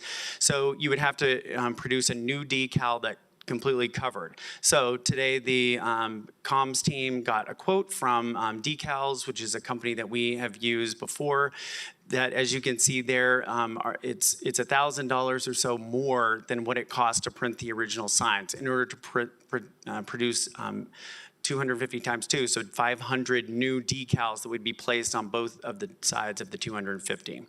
So in terms of findings, May through July, Parks and Communication staff produced several fact-based informational signs, flyers, a website that provided residents with objective information about possible bond projects and park recreation needs. Parks employees staffed a Parks and Rec booth that I mentioned before at 5 different neighborhood nights, as well as talking to people Park staff did at other events such as the Market Series. At least 20 residents asked Park staff for a yard sign regarding the bond when they were just presenting, here are the projects, here's the, what council is considering. FCPA was not violated, but gaps exist in our understanding and staff's understanding regarding what expenditures may be interpreted as influencing an election outcome. So just because an an expenditure is legal, it may not be advisable. And while staff stayed in contact, had touch points with the city attorney's office, and were giving correct advice, which is probably why we are not here talking about we think we should self-report as FCPA violation, we failed to consider the political and public perception realities that are related to ballot-related expenditures, in addition to that kind of strict legal compliance with the law.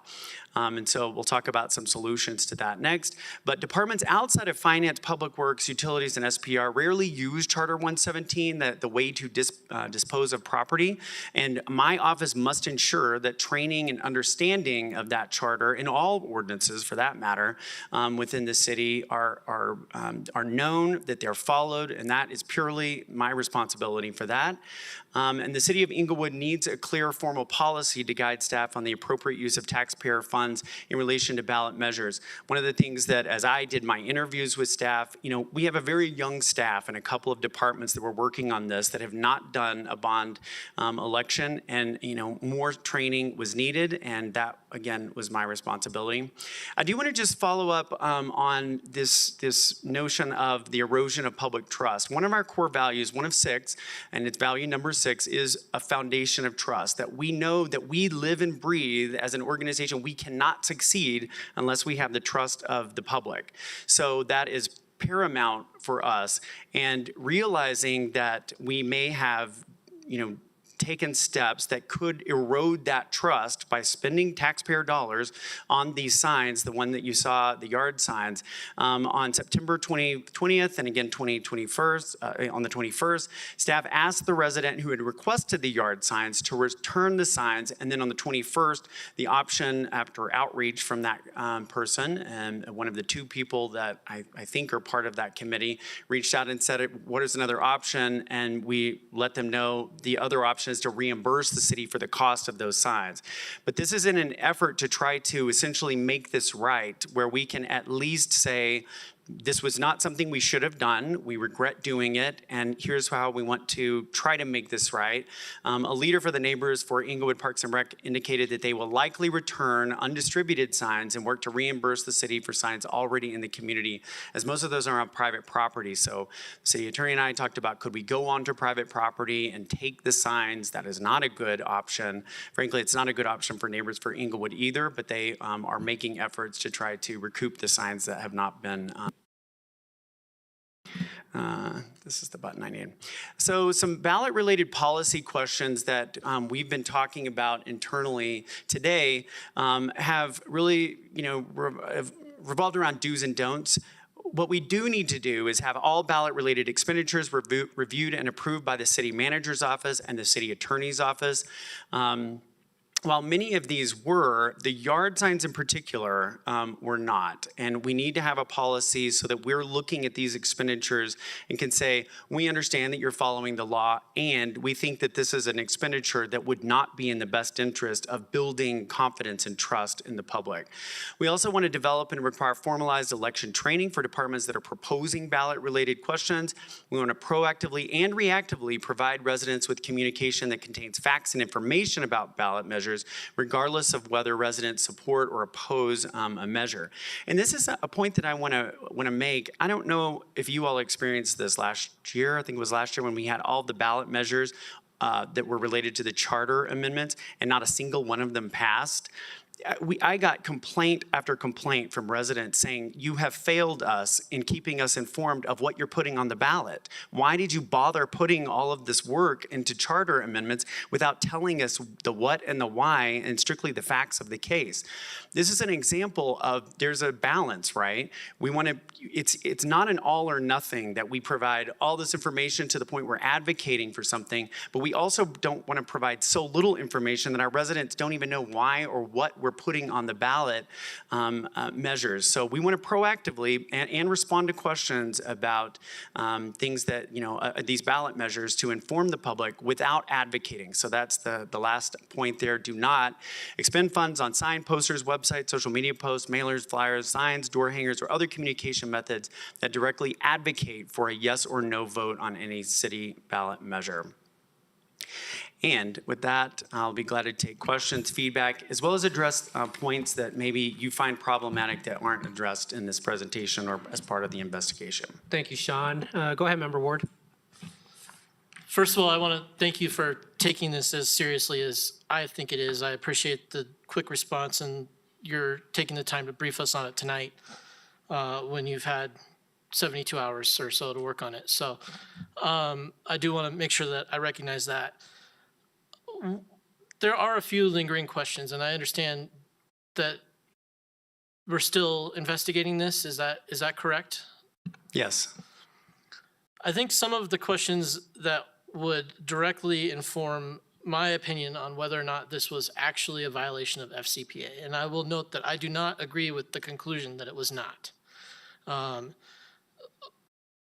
is the question of when those signs were actually transferred, and if we can find any evidence of when those signs were actually transferred. Because I think that transaction is potentially a triggering transaction. If that transaction took place after the title was set, and arguably set on first reading, but that again is dependent on an interpretation of 145-117 CRS, which is the section that covers state and political subdivisions and limits on contributions. It says basically in a nutshell that the city can't spend money on advocating for or against a local ballot issue that's been submitted for the purpose of having a title fixed pursuant to blah, blah, blah. So one of the questions would be, was the first reading the trigger or the second reading the trigger? Another question would be, when was the property actually transferred? But ultimately, the reason why that question is important, in my opinion, is because if you look at the Colorado constitutional laws regarding campaign finance, the definition of a contribution includes what's commonly referred to as an in-kind contribution, which is a transfer of anything of value to a campaign committee for the purpose to be used for the campaign. Again, this is a very sort of top-level analysis, but one of the reasons why this was of such concern to me is because I've spent the last 15 years of my career in the field of elections. And anytime there's any sense of impropriety or the slightest scent, and I get the impression that you feel the same way based on your reaction to this, it's really challenging for me on a personal level as well as a professional level. So I want to make sure that we get to the bottom of this, but even after we resolve the present situation, I think the policy needs to be the city never produces anything that advocates for a yes or no vote, for or against a ballot issue or candidate. Anything that we produce has to meet the legal standard in a meaningful way of giving pros and cons. I don't think there's any room for a gray area there. And in my opinion, it doesn't matter if it occurs before title setting or after title setting. This, in my opinion, gives the impression that there was an attempt made to circumvent the law. And I hear you saying similar tonight, even though you haven't worded it as directly. Thank you, Member Ward. A couple of things in response. The signs were transferred to the resident on July 19th. And so I apologize that was not in the slide. I was trying to get back to the slide with what that was. But it says that they were, I think, paid for, but it was actually paid for, delivered on the same day. And so that was July 19th before first reading. So I just want to make sure that that's clear.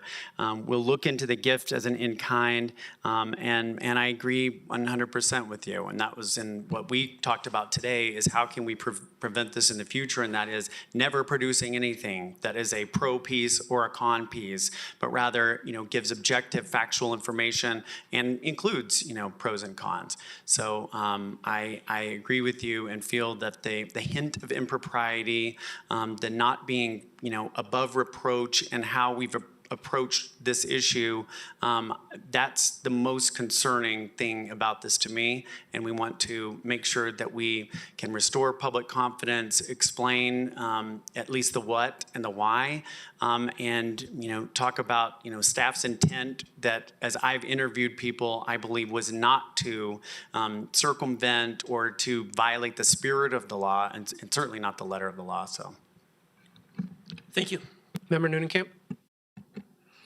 Thank you for the readout and the seriousness with which you're taking this.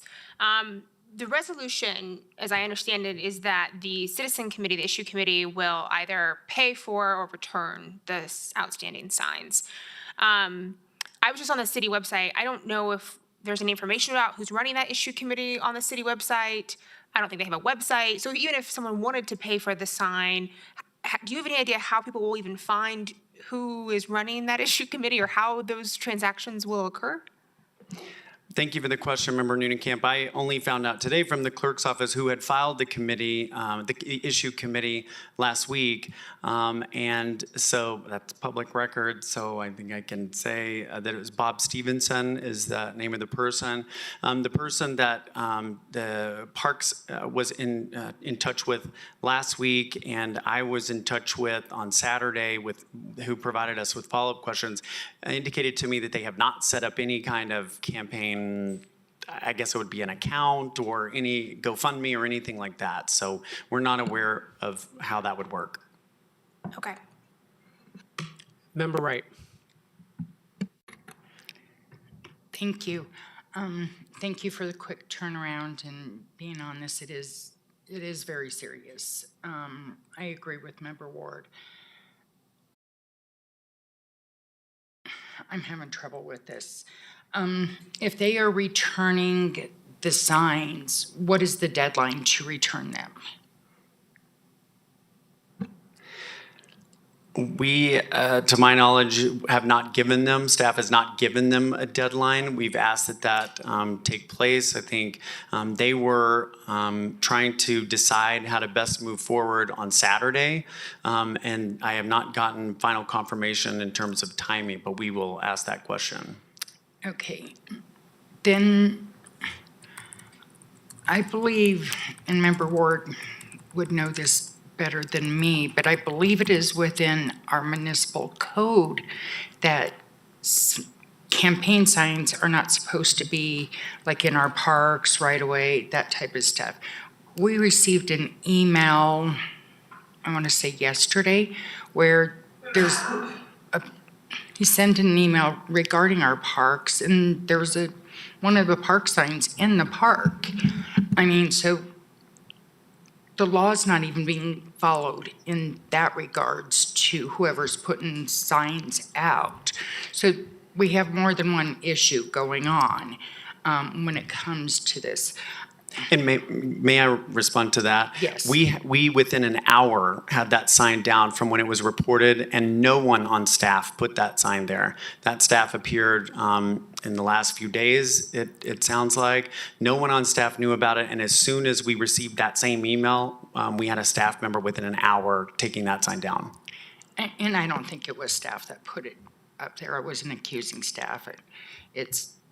And that brings another question. Does anyone on staff have any of the signs, or were they all turned over to the committee? All 250 were turned over to one person who, the committee hadn't been formed on July 19th.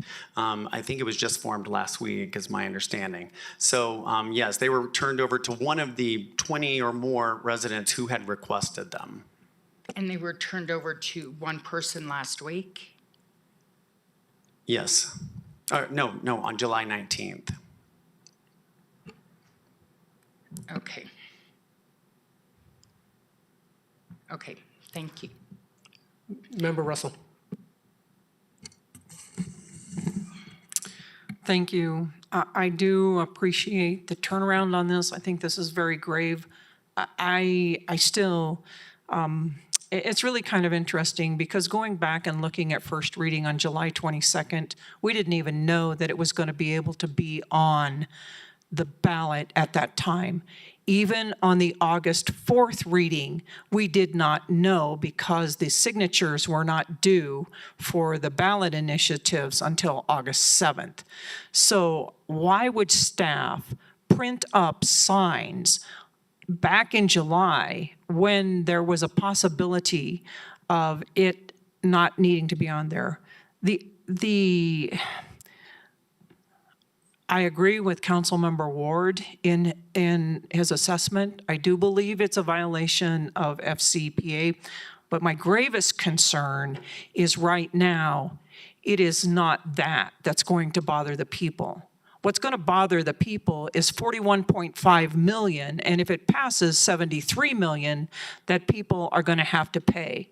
And if those signs are left out there because of a mistake staff made, that is what's going to upset the people tremendously, that they're going to have to pay $73 million out of their pockets. And that is a huge trust issue. And I think this is a very grave situation. I don't agree. I think you should get the signs back. And I believe that we should hang on to them. The ones that are out there, I don't know that you can. I do know there are other signs in right-of-ways, and I know that I've ran for office 3 times. If you put a sign in the sidewalk or between the sidewalk and the street, that is public right-of-way. People would pick them up, or city employees actually, Public Works or code enforcement would pick them up and take them to the clerk's office. I believe that city has the right to pick those up. But I do not believe that we should sell signs to that committee. They should do their own work. And the fact that we made a mistake, I don't think we should be reimbursed for the $2,000 period. But I don't want to give the signs away either. Thank you. Thank you, Member Russell. Member Pring? Oh, I'm sorry, go ahead. I was just going to say, I mean, I couldn't agree more with you on the trust issue. Certainly, you know, as this moves towards the election, we did I do want to clarify that we can pick up any signs in the right of way. We do that routinely, and so we will be out and have both code enforcement as well as our parks and public works crews that are out on streets and asking them to pull up any signs that are in the right of way because that's a violation of code. The problem ones are the ones that are on private property, but I will reiterate your desire for that to the committee member. Go ahead, Member Pring. Thank you. I, too, want to thank you for taking this issue as seriously as you have and being so responsive. So I'm just curious about the decals piece of things, and what is the intent with that? To collect the signs that have been printed and then put decals on them? And then redistribute them, or? Right, and I apologize, that might have been kind of a curveball, I should say, with this. Essentially, the second piece of what we were trying to decide if we had violated something, and this was mentioned in Member Ward's email, was Englewood Charter 117, which says we cannot dispose of property without our purchasing agent saying whether or not it had some value that we needed to, sell it for, send it to our auction, et cetera.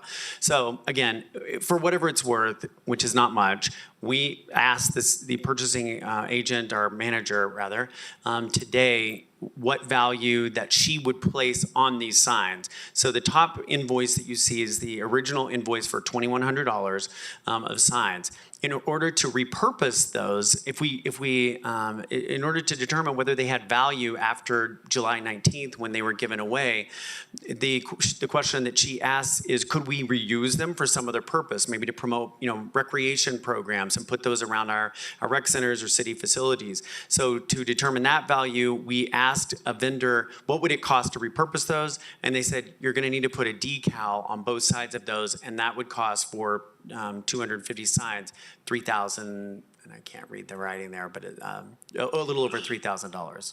So that was what the purchasing manager used to determine that actually, no, these did not have value because they were essentially worthless. I mean, they had value, certainly, to the people that are using them, but for us to try to repurpose those would cost more than reprinting signs. Okay, that makes a lot of sense. Yeah. So we're getting the bulk of them returned. There's not much right now that we've determined we can do about those that have been distributed that are on private property. I do think continuing to have an update on that piece of it and just following up with the public and continuing to remain transparent in our communications on what that follow-up has been will be really important. I personally have a sign at my house. I have not put it out in my yard because I heard of this. So do I need to bring that to the city? We would ask that you do that, Okay, yes. thank you. Member Wright, go ahead. On work today. Thank you. Okay, I'm trying to look at the dates and I'm having an issue here. City Attorney Niles, when did we get the declaratory judgment? What date was that, like September 6th? It was before September 6th. That was the date we had to certify the ballot. It was in August. Let me. So it'd probably be that last. I'm sorry. It was August 19th.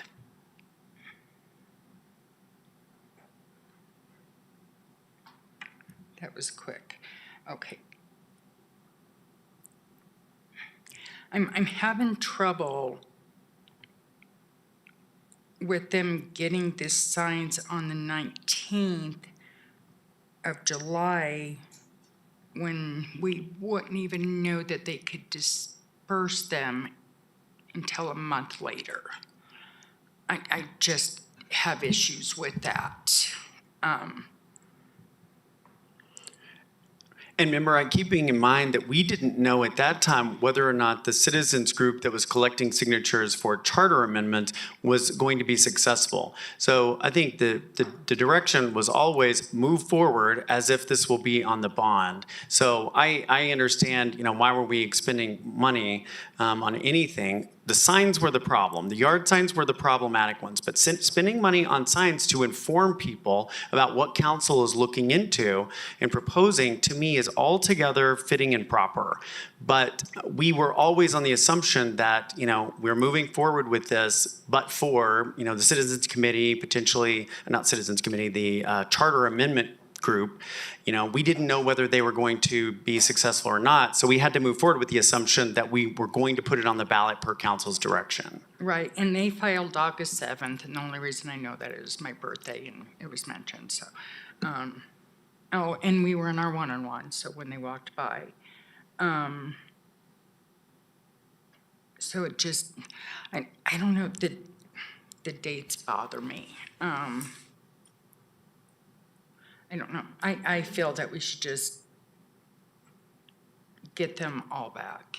If they want signs, they could have some made and they know where to go to. So it's just, that's what I felt. Go ahead, Member Russell. I just have a question. Did you know that signs were given to someone on July 19th? I did not. Thank you. I'll chime in as well. So I'm also of the opinion that all signs should be coming back unless they pay for all 250 signs. Just because, yeah, I'll leave it at that. I just think that it probably just makes a lot more sense for the signs to come back. I understand some signs may be on private property, but somehow they got onto private property. So there is a way to communicate with those citizens. So I think I've heard at least two others that were in favor. Tina, I wasn't sure if you chimed in on that, but I do believe that sign should be coming back. Anyone else from council or any other questions? All right, anything else, Sean? No, I'm just sorry that this is having to come to you all in this format, and we'll continue to be looking into this and answering the additional questions that were asked tonight. And thank you for the time. All right. All right, with that, everyone, the meeting is now adjourned. Fifth Monday next week, so we'll see you all October 7th. Have a good evening.